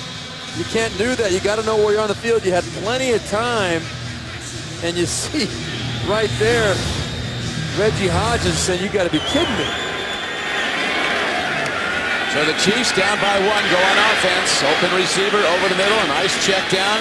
Jamal Charles turns the corner, and he's all the way out across the KC 45-yard line and out of bounds at about the 47, a 27-yard gain on the play. And that's a good example. Rob Ryan, some comments that he made about Jamal Charles. When he catches the ball, you've got to set the edge of the defense. You've got to keep him pinned from getting that sideline. But even when you do have him pinned, he doesn't have the edge, he still can find a way to get there a lot of times. He's so explosive. They found a way to get there. 27 yards worth. Here's Thomas Jones. Chiefs go to power football, working the edges. Chris Goldcomb making the stop for the Browns. You're exactly right, though, Don. I mean, he did find his way to the edge, and Rob Ryan, he knows that a player of small Charles' capability, you cannot let him get to the outside and use that speed. Rob Ryan sits there and figures out ways and locks himself in his room and says, we have got to contain this guy, and there aren't many better than Rob Ryan doing that. Another part of that Patriot connection. Here is a handoff, and Jones is thrown back hard. Second and short, second and just over 2, but he's taken down. Kenyon Coleman was the tackler. Good job by Coleman, and then finished off by Matt Roth there. Holding the point of attack, not allowing Thomas Jones to get up into that line, because that's when he can really hurt you. Castle building his passing numbers, though, in the second half. Steve, he's 12 of 20 now for the game, 127 yards. No touchdowns, has been intercepted twice. Browns play good run defense, knocking down the big back. Tim Castile, Matt Roth, 53, the lead hitter. You know, Don, that was actually an option play. Tim Castile was coming down the line. He had the option. You're going to see right there, you got Dexter McCluster in a pitch position. It's really hard to run the option in the NFL, though. That's why you don't see it very much, because these linebackers are so fast. You just can't get away with it very often. Rob Ryan fired up about that play. A little wrinkle that the Chiefs probably felt pretty good about. Didn't work for them. That's the second straight time the Chiefs have been stopped on 3rd and 1. Colquitt. It's the punt high. His foot was in. Same thing, and he didn't need to. The arm waves. Touchback comes out to the 20. Donald Washington almost had a down at the 1-yard line. So the Browns holding to a Player of the kicking 1-point team lead. grounded himself in the end zone. Get the ball Prior back. to touching the ball. That's a touchback by. Tomorrow on The Late Show, don't miss former President Bill Clinton. Then Wednesday, Joaquin Phoenix returns on an all-new Dave, followed by Craig Ferguson, only CBS. Browns lead by a point and have the ball 1st and 10 at their 20. Harrison. Yards coming hard. Evan Moore, the Browns tight end, was hit with a high shot not long ago, and he'll not come back today in this game. Yeah, the shot to the head by Kendrick Lewis. Obviously, Evan Moore showing some signs of possible head injury. And you know, the NFL, Roger Goodell, done a great job of really emphasizing the player safety part of this, overly concerned about the head injuries as he should be. Yeah, Commissioner Goodell has been the point man with the competition committee. Any blow above the shoulders is going to be flagged. And maybe more so, Don. You know, there's a good possibility Kendrick Lewis may receive a little letter from the commissioner asking for part of that paycheck next week as well. Yeah, that happens, doesn't it? It does happen. In fact, you can just about count on it. You have to write a check, or do they deduct it? They just deduct it. Yeah, they don't give. They don't wait for you to write the check. I didn't think you'd know that because you never were fined. Well, I was not fined, but the rumor is. You've heard that.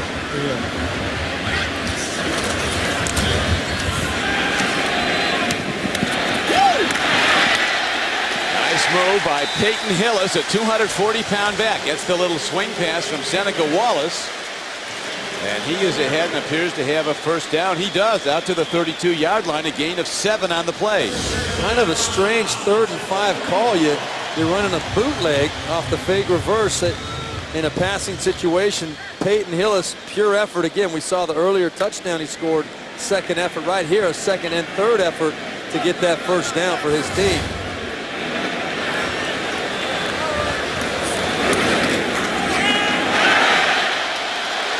Hillis, big, but he can run the quick hitter.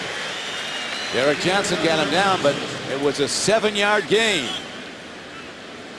So the Browns working the field with the run game, working the clock with a 1-point lead. Yeah, good job by the center right there, Alex Mack. You see that seam right through there. Look at that, man. That's a great cutback lane. And Peyton Hillis, very, very good at sensing and feeling that soft spot, cuts it back, and he's going to run through any arm tackle. You got to hit him, wrap him up, and get him down. 2nd and 3. Play fake. Wallace. Penalty markers fly. 2 of them. Wallace gets out of bounds. If the play goes, he's got a first down, but it may not. Pretty good guess of what this is going to be. Holding, number 47, offense, 10-yard penalty, 2nd down. And Lawrence Vickers picked a bad spot to grab onto somebody right in front of the guy with the white hat on. You see right there, he's got him by the neck, and there's the man throwing the flag right there. You can't get away with that, Lawrence. Amba Ali, and who got fouled on the play. But the stats are pretty compelling. Since 1990, teams that start 2-0 go to the playoffs over 64% of the time. Teams that start 0-2 make the playoffs on average 13% of the time. 87% chance they don't get there. So the Browns struggling to get hold on and get a win, even their record at 1-1. And the Chiefs looking to go to 2-0. Wallace, strong of arm, lost the long ball as the 3rd quarter comes to an end, with the Cleveland Browns holding to a 1-point lead. We'll return after this message and a word from your local station. You're watching the NFL on CBS.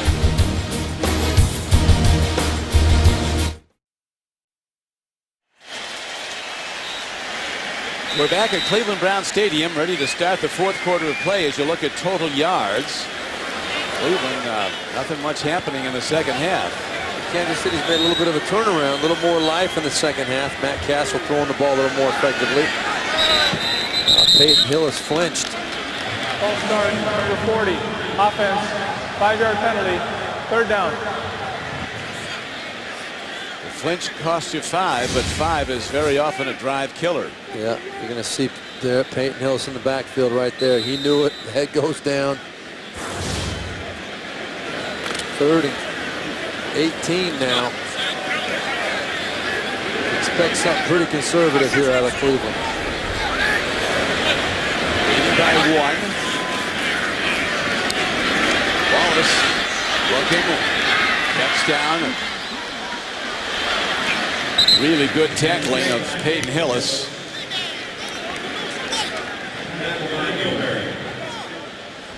Combination tacklers led by Vrabel. And there goes Javier Arenas back now, anticipating a punt from the Cleveland Browns. You know, we have not seen the Dex factor yet today back there returning punts. You see Javier Arenas, who, by the way, was the #1 punt returner in college football last year. I understand why he's back there, but Dexter McCluster with that 94-yard return last week, you'd expect him to maybe get a chance at some point. I would think so. Well hit ball, knocked downfield by Reggie Hodges. And Arenas living dangerously, going into the teeth of the coverage, catches the ball on the run, a 45-yard punt and just a 2-yard return. The Chiefs down by 1 have the ball. You're watching the NFL on CBS. We're back to Cleveland Brown Stadium as what now turned into a beautiful Indian summer day in northern Ohio. Sun has broken through. Temperature in the 60s. The Chiefs looking for a 2-0 start. They could, if they got this game, go to 3-0. They'll be home to play the 49ers next week at the new Arrowhead. Hand off to Jones. Straight ahead. Chiefs have 2 field goals in this game. The Browns, they'd have a 4-point lead had not Dawson missed that 42-yarder. Is your fantasy football site letting you down? There's still time to upgrade to the award-winning Fantasy Football Commissioner. Get a special officer, get a special offer and help moving your league at cbssports.com/upgrade.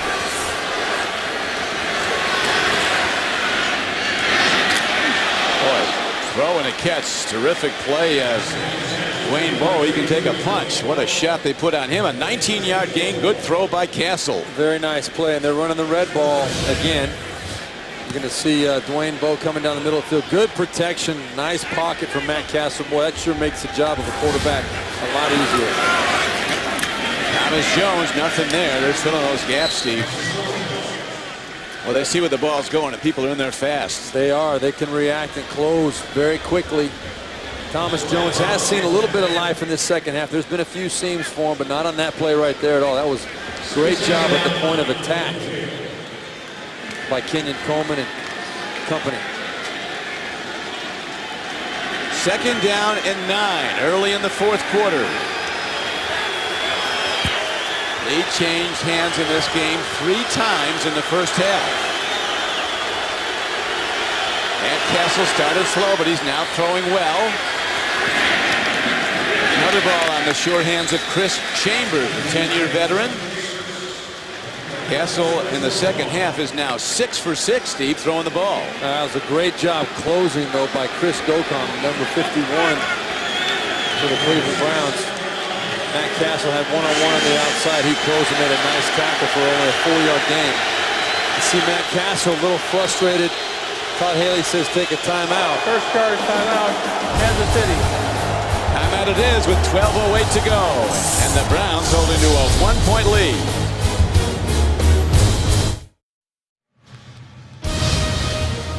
The NFL on CBS is sponsored by Lovesa, Sony, and by Corona, who invites you to find your beach.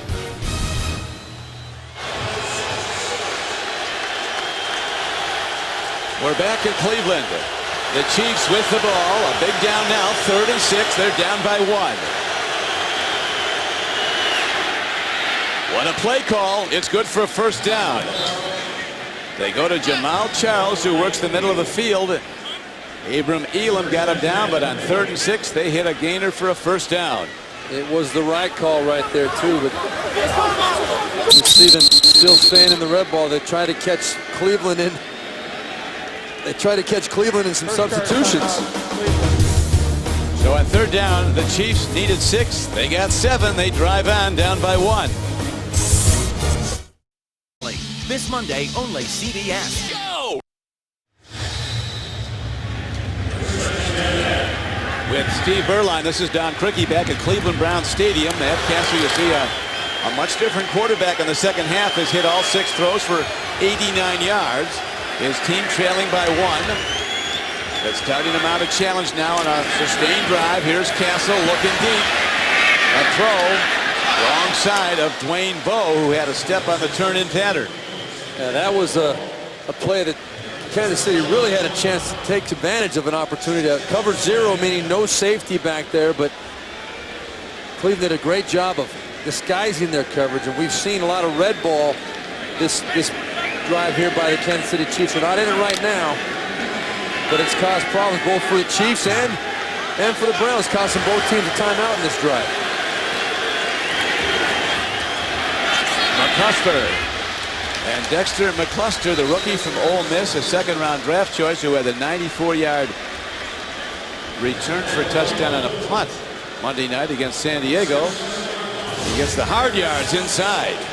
Look how small he is in there hiding behind those linemen. Now, if I have Dexter McCluster on my team, I just, call me crazy, but I'm not going to run him between the tackles all that much. I think his strength is on the outside, getting it on the move, screen passes.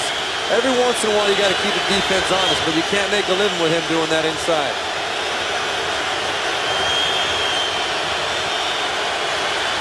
Here's Castle, 3rd down, throwing a catch. Well executed. Moiaki comes over the middle, screens off the defender Elam with his body, and makes a 12-yard catch on 3rd down. Good rhythm by Matt Castle on that one. The protection has been very good for the most part of Matt Castle today. He had time to set there and get his feet in great position. Did a good job getting through his progression. He went to the left side first. You can see him shift over to the right side. Moiaki coming through right on time, and a nice throw by Matt Castle. Thomas Jones, as the Chiefs grind it out. Talking about McCluster, who you watched in college a lot, Steve. He reminds me of one of my all-time favorite NFL players, Lionel Little Train James, of San Diego Charger fan. Yeah, those are guys, and there's a few of them in the league right now. You got the Darren Sproles and guys like that, where they make you hold your breath every time they get the football. It's just exciting to watch. Train James always wore the bow tie off the field. Right now, McCluster. Good fake by Castle. Good catch by Chambers. And the Chiefs take it inside the Browns' 10-yard line. 15-yard gain. Nice play calling. I think Charlie Weiss has found some rhythm. Now look at the play action to Dexter McCluster. You get the pursuit, over pursuit by the whole Cleveland defense, and that leaves nobody back on the backside to see Chris Chambers coming across the field. Nice throw and catch again. Matt Castle looks like a different quarterback out there right now. Got to be encouraging to Todd Haley. Jones slashing up the middle, down to the 5-yard line. On a 1st and goal run, big Sean Rogers stopped him. Now the Chiefs taking time off the clock, in position to take the lead. As you see, Matt Castle, a little bit of confusion with the communication on this drive, but he hasn't let it rattle his performance. 4 or 5. I can guarantee you Rob Ryan is scratching his head trying to figure out what angle Kansas City's coming from on the next play. Thomas Jones is stonewalled. Ward, the 2nd-round draft choice from Oregon, the rookie starter at safety, comes up and makes a hard hit. So Eric Mangini looking for his defense They get a stop. The Chiefs defense has held the Browns without points for over 27 minutes. Yeah, T.J. Ward definitely came up, Don, and made that tackle, but he was not alone. The Browns made a very aggressive, very physical stance on that play. We have Jamal Charles in the backfield. 3rd and goal. Dexter McCluster right here. Watch him. And a wisely used timeout by Matt. The NFL on CBS is sponsored by Subway, home of the famous $5 footlong. Subway, where winners eat. And by E-Trade.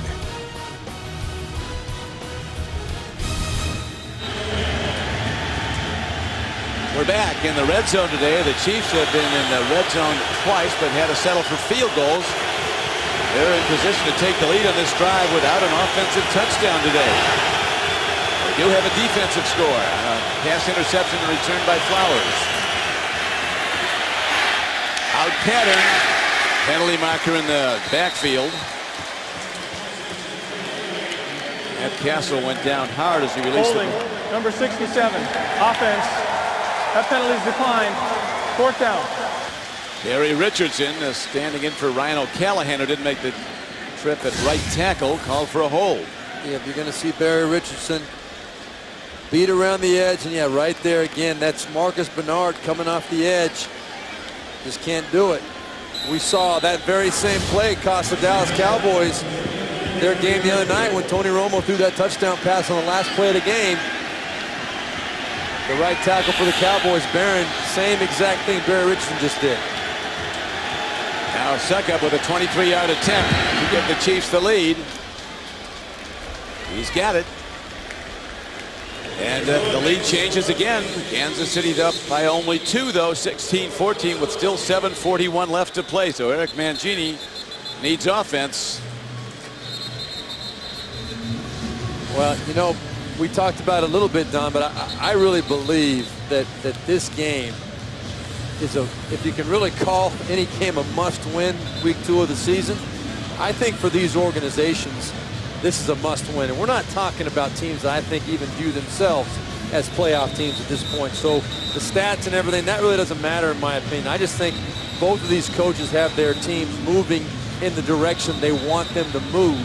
And in order to keep it going and to keep the confidence level up, even though Cleveland lost last week to Tampa Bay, they still feel like they're going the right direction.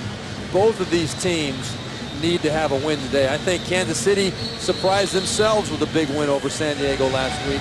To lose to Cleveland would be a huge disappointment.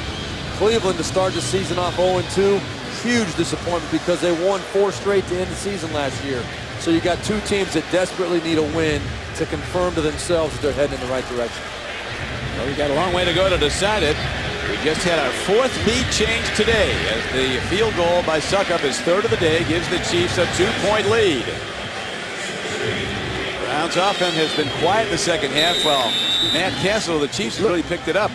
Look where they have Josh Cribbs now. They've moved him up into the middle of the field right there, hoping that Succop doesn't see it and will pop it up. He does. Did. Go to Josh at the 14. Head down, driving out to the 32-yard line. Jeremy Horn on the special teams tackle. Well, Jerome Harrison, 286 yards last year against Kansas City. Not today. He's been bottled up. You see Eric Berry darting in there making the hit. But the Kansas City Chiefs have had their mark set on him all day, putting the game on Seneca Wallace's shoulders. He's done some good and bad. Browns not productive on offense, though. 0 points on their last 5 possessions. Scoreless actually for over 30 minutes.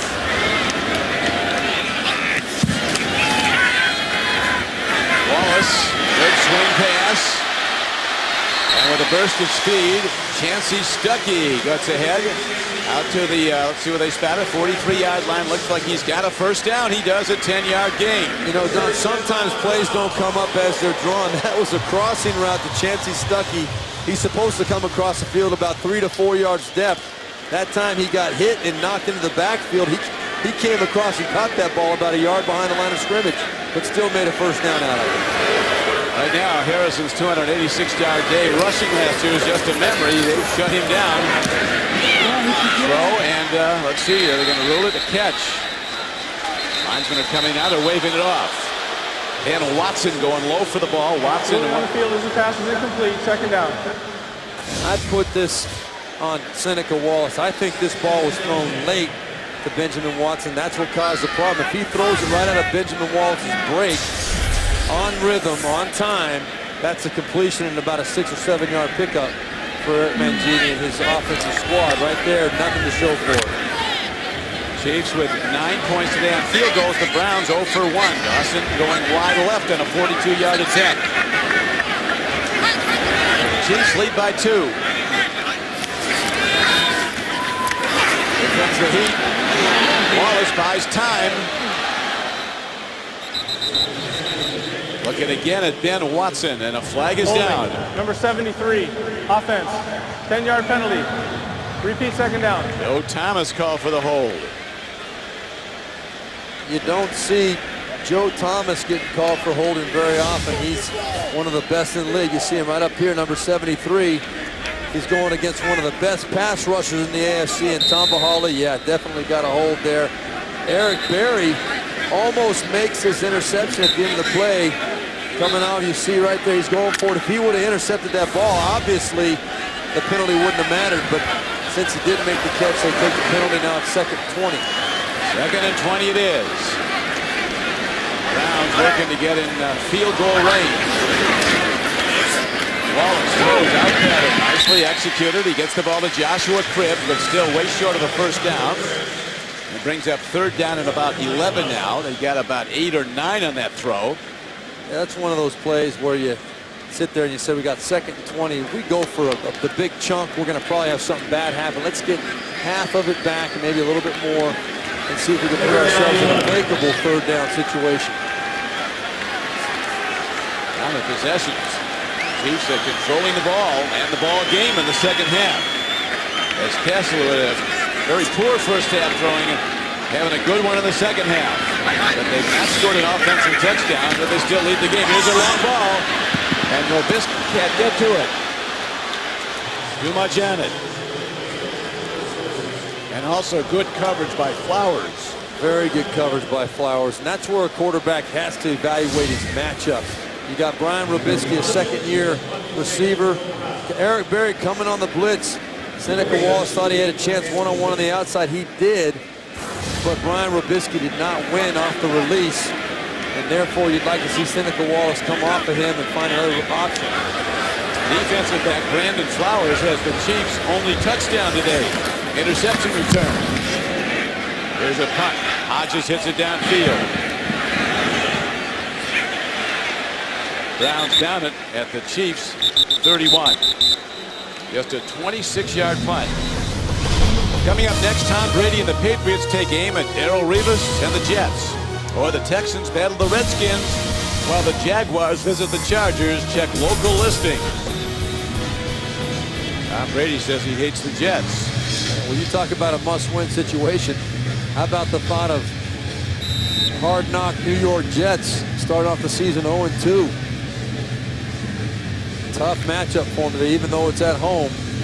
Patriots have got to feel good coming off of their first win last week. Jets, they've got to get more out of the quarterback position. No doubt about it. Jones running. And the Chiefs grinding out yards. They get about 4 on that carry on first down. And they run the clock. You know, Don, another reason why I feel so strongly that this is a must-win for the Cleveland Browns. Their next 7 games, all 7 of the teams had winning records last year in 2009. They go to Baltimore, they have Cincinnati and Atlanta at home, then they go to Pittsburgh and New Orleans, then they have New England and New York Jets. That's their next 7 games. Wow. That is a tough stretch. No days off in the NFL. 2nd down and 6 for the Chiefs. Castle looks. He's got a problem. And throws it up into row A. Oh, they're throwing a flag in the backfield. I'm all for protecting the quarterback, but There's no foul for intentional grounding. There was a receiver in the area. Unnecessary roughness, roughing the passer. Number 90 on the defense lowered his helmet and made contact to the quarterback. 15-yard penalty, automatic first down. Yeah. Kenyon Coleman, we go back. To the I think the two shots were both legal hits, except we'll see. Matt Castle holding that ball. He's asking for pain. Right there, Kenyon Coleman, you saw he came in with the crown of his helmet. That's why the flag was thrown. It wasn't late. It wasn't malicious. It was just the fact that he put his head down, and that is going to draw a flag. I don't agree with the fact that there was a hit. I do agree with the fact that the head was down, and that is the rule. Not a prudent request, asking for pain. No, that's right. He was asking for pain, holding the ball that long. Ball at midfield, 1st and 10 Chiefs. Again, they run the ball. Time becoming a factor now as we're down to 5:10 and running in the 4th quarter. And Kansas City, in a game where the lead has changed hands 4 times, hold to a 2-point lead without an offensive touchdown today. Look at that. This half, Cleveland's only had the ball for 3 plays in the Kansas City side of the field. On the other hand, Kansas City's been playing this whole second half on the other side of the 50.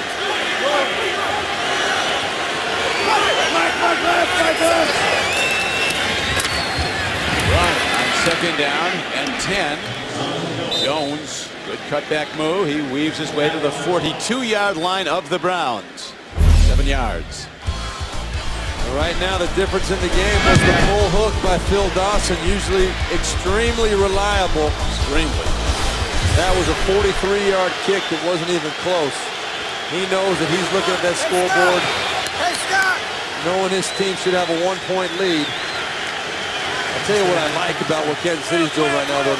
They're feeding Thomas Jones, and as you said, can't believe the Jets let him go. Kansas City's gain, Kansas City's benefit for sure. You see the clock inside 4 minutes to play. 3rd and final charge timeout, Kansas City. A 30-second timeout. So Matt Castle, a changed quarterback at halftime. I don't know what went on in the locker room, but he was a different guy, and he played a very good second half so far. Wednesday on Showtime, JB, Chris Collinsworth, Phil Simms, and Warren Sapp return on cable's longest-running show, the multi-award-winning Inside the NFL, every Wednesday on Showtime. Don, that is the 3rd timeout that Kansas City has taken. They're still 4 minutes in the game. They have the lead. They've burned 3 timeouts because of confusion on the sideline. It just shows this is still a work in progress. Matt Castle had Chan Gailey through the offseason last year, and then, of course, he was fired. Todd Haley took over, and now this year bringing in Charlie Weiss. Not much of a difference, but Charlie Weiss is now calling the plays. It's still a work in progress for this offense. Charlie is good at dialing up stuff you might not expect. That's what he calls now on 3rd and 2. Go down the field, tip ball, incomplete. Rob Ryan leaps in the air, D-coordinator for the Browns on the far sideline. Again, they were looking at Moyaki. Great play, getting up in the air, making the tip, getting that left hand on it. Super job. That was Marcus Bernard going up there and making that play right there. He's rushing the passer. He's been all over the field today. If he doesn't get that hand on that football, it's a big gain for the Kansas City Chiefs. He was all over the field last week at Tampa Bay, had a sack and a half. Marcus Bernard. And another one called back. Right. End over and punt.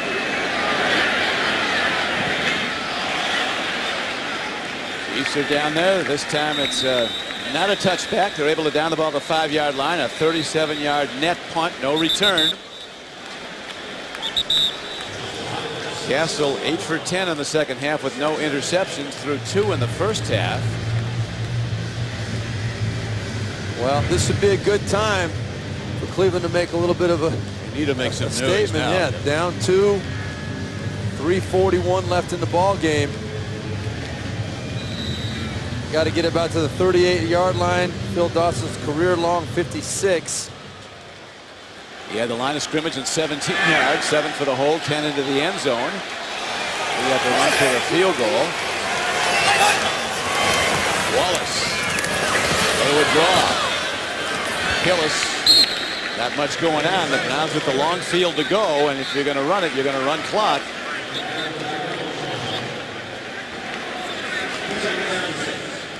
And look at that stat right there.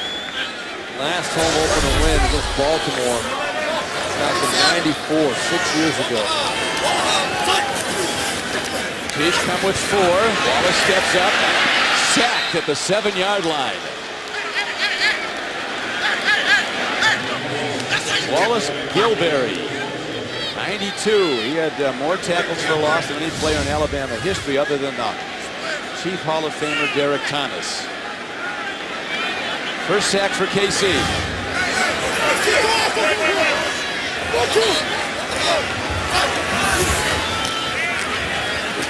Lofted ball, receiver out there, taken in.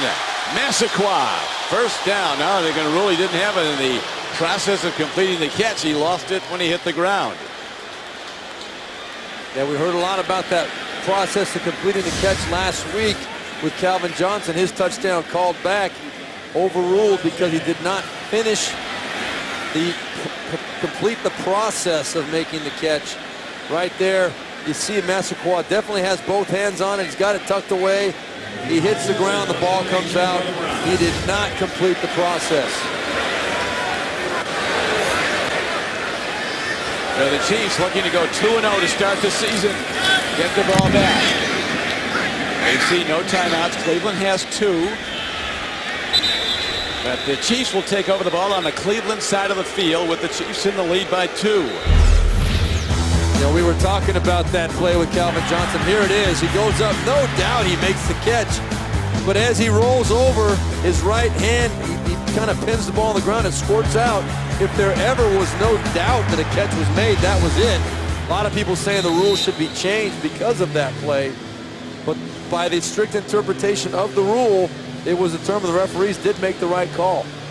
And the irony of it, Steve, it was a running play and he went down like that. It would be the ground causing the fumble. And the sad thing about it is I have him on my fantasy team and it would have won my game for me last week. That's the most disappointing aspect. Say nothing about the Lions. Thomas Jones has got one speed as hard as he can go. Every down he carries it. You talked about the 300 timeout, Cleveland.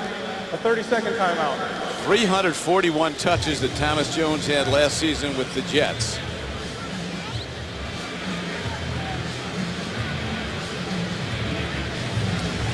The last time the Kansas City Chiefs won on the road in September was in '07 at San Diego. And we talked about the futility at home for the Cleveland Browns. You know, I think Eric Mangini felt like his team was over the hump. They won their last 3 home games last year and really wanted to come out and make a statement, get this city buzzing about them with a home opener win. It'd be extremely disappointing if they can't find a way to get this ball game back. 2:35 left to play. He's ready to run again. Jones to the Browns 38-yard line. And this is an area, Don, where the good... 2 minutes to go in Cleveland and the tension mounts. 4th down and about a foot for the Kansas City Chiefs. If they get it, they can run out the game and win their 2nd straight game to start the season. Now, it looks like they're going to go for it here, Don. It's a bold call by Todd Haley. Now, they may just try to draw Cleveland off sides and then take the penalty and punt it. Over the top. Linesmen come in. Boy, he is right on the line. He had to get across the line. It is all going to depend on the spot. I think the linesman from this side with his foot marked it a little short, but we'll have to see. Line to gain the 35. It's going to be very, very close. And they're going to have to measure it. No doubt about it. First down, in effect, ends the game. The Browns are out of timeouts. Right. You remember last year, as we wait for the measurement, remember the scrutiny Bill Belichick was under last year, and he deserved it, I believe, in that situation when he was backed up in his own end against the Indianapolis Colts with the lead. Tell you, this would be the nose of the ball, the very tip of the nose if he gets it. Game of inches, they say. Here it is. Oh, you got it. The Chiefs get 4 new downs. And the Browns now helpless to stop the clock with 1:53 to play. And Eric Mangini's team, in a game where there was 4 lead changes, can't do anything now. Boy, that Previous play is under review. Yeah, it is going to be reviewed because you look at that sideline angle again, you can see where the ball was. And remember, it doesn't matter where Thomas Jones was. It matters where that ball was. In my opinion, that ball might not have crossed the line. Well, they're checking it. The replay call comes from upstairs. We'll be back with the result.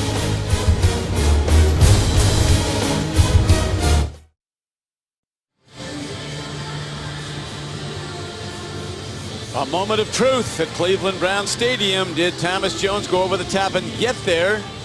That replay indicates he might be After just review, short. the ruling on the field stands. Oh, it does. First down, Kansas City. Wow. I'll tell you what. When you look at this again in slow motion, there's an argument to be made for Eric Mangini and the Browns. Watch this. Watch the ball. It's where the ball is. Look at the ball. Here's the line.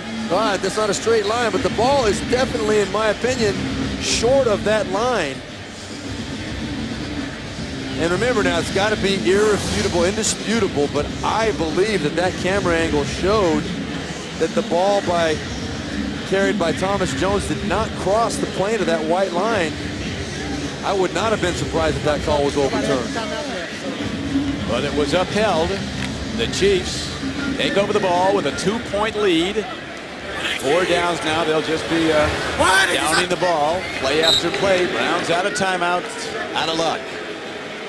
So Kansas City will go home to play the 49ers with a 2-0 start to this season. Wow, tale of 2 teams here. Todd Haley feeling fantastic about his 2-0 start. Last time this happened was 2005, and they finished 10-6. I think Todd Haley would take that right now. And then Eric Mangini, who would have thunk to be 0-2 at this point, starting with Tampa Bay and Kansas City. 120! Wide to set! Matt Castle, who downs the ball, he really stepped up his play in the second half. He sure did. Give him credit. 8 of 11, Steve, in the second half throwing the ball. That is not easy to do in this league when you have a tough half to be able to shake it off and come back with all the pressure Matt Castle's been under. Pretty impressive. And so the Kansas City Chiefs win the game 16-14. For Steve Berline, this is Don Criqui saying so long from Cleveland. You've been watching the NFL on CBS. Coming up is the Burger King Update. We'll take you to New York for all the scores and highlights after this.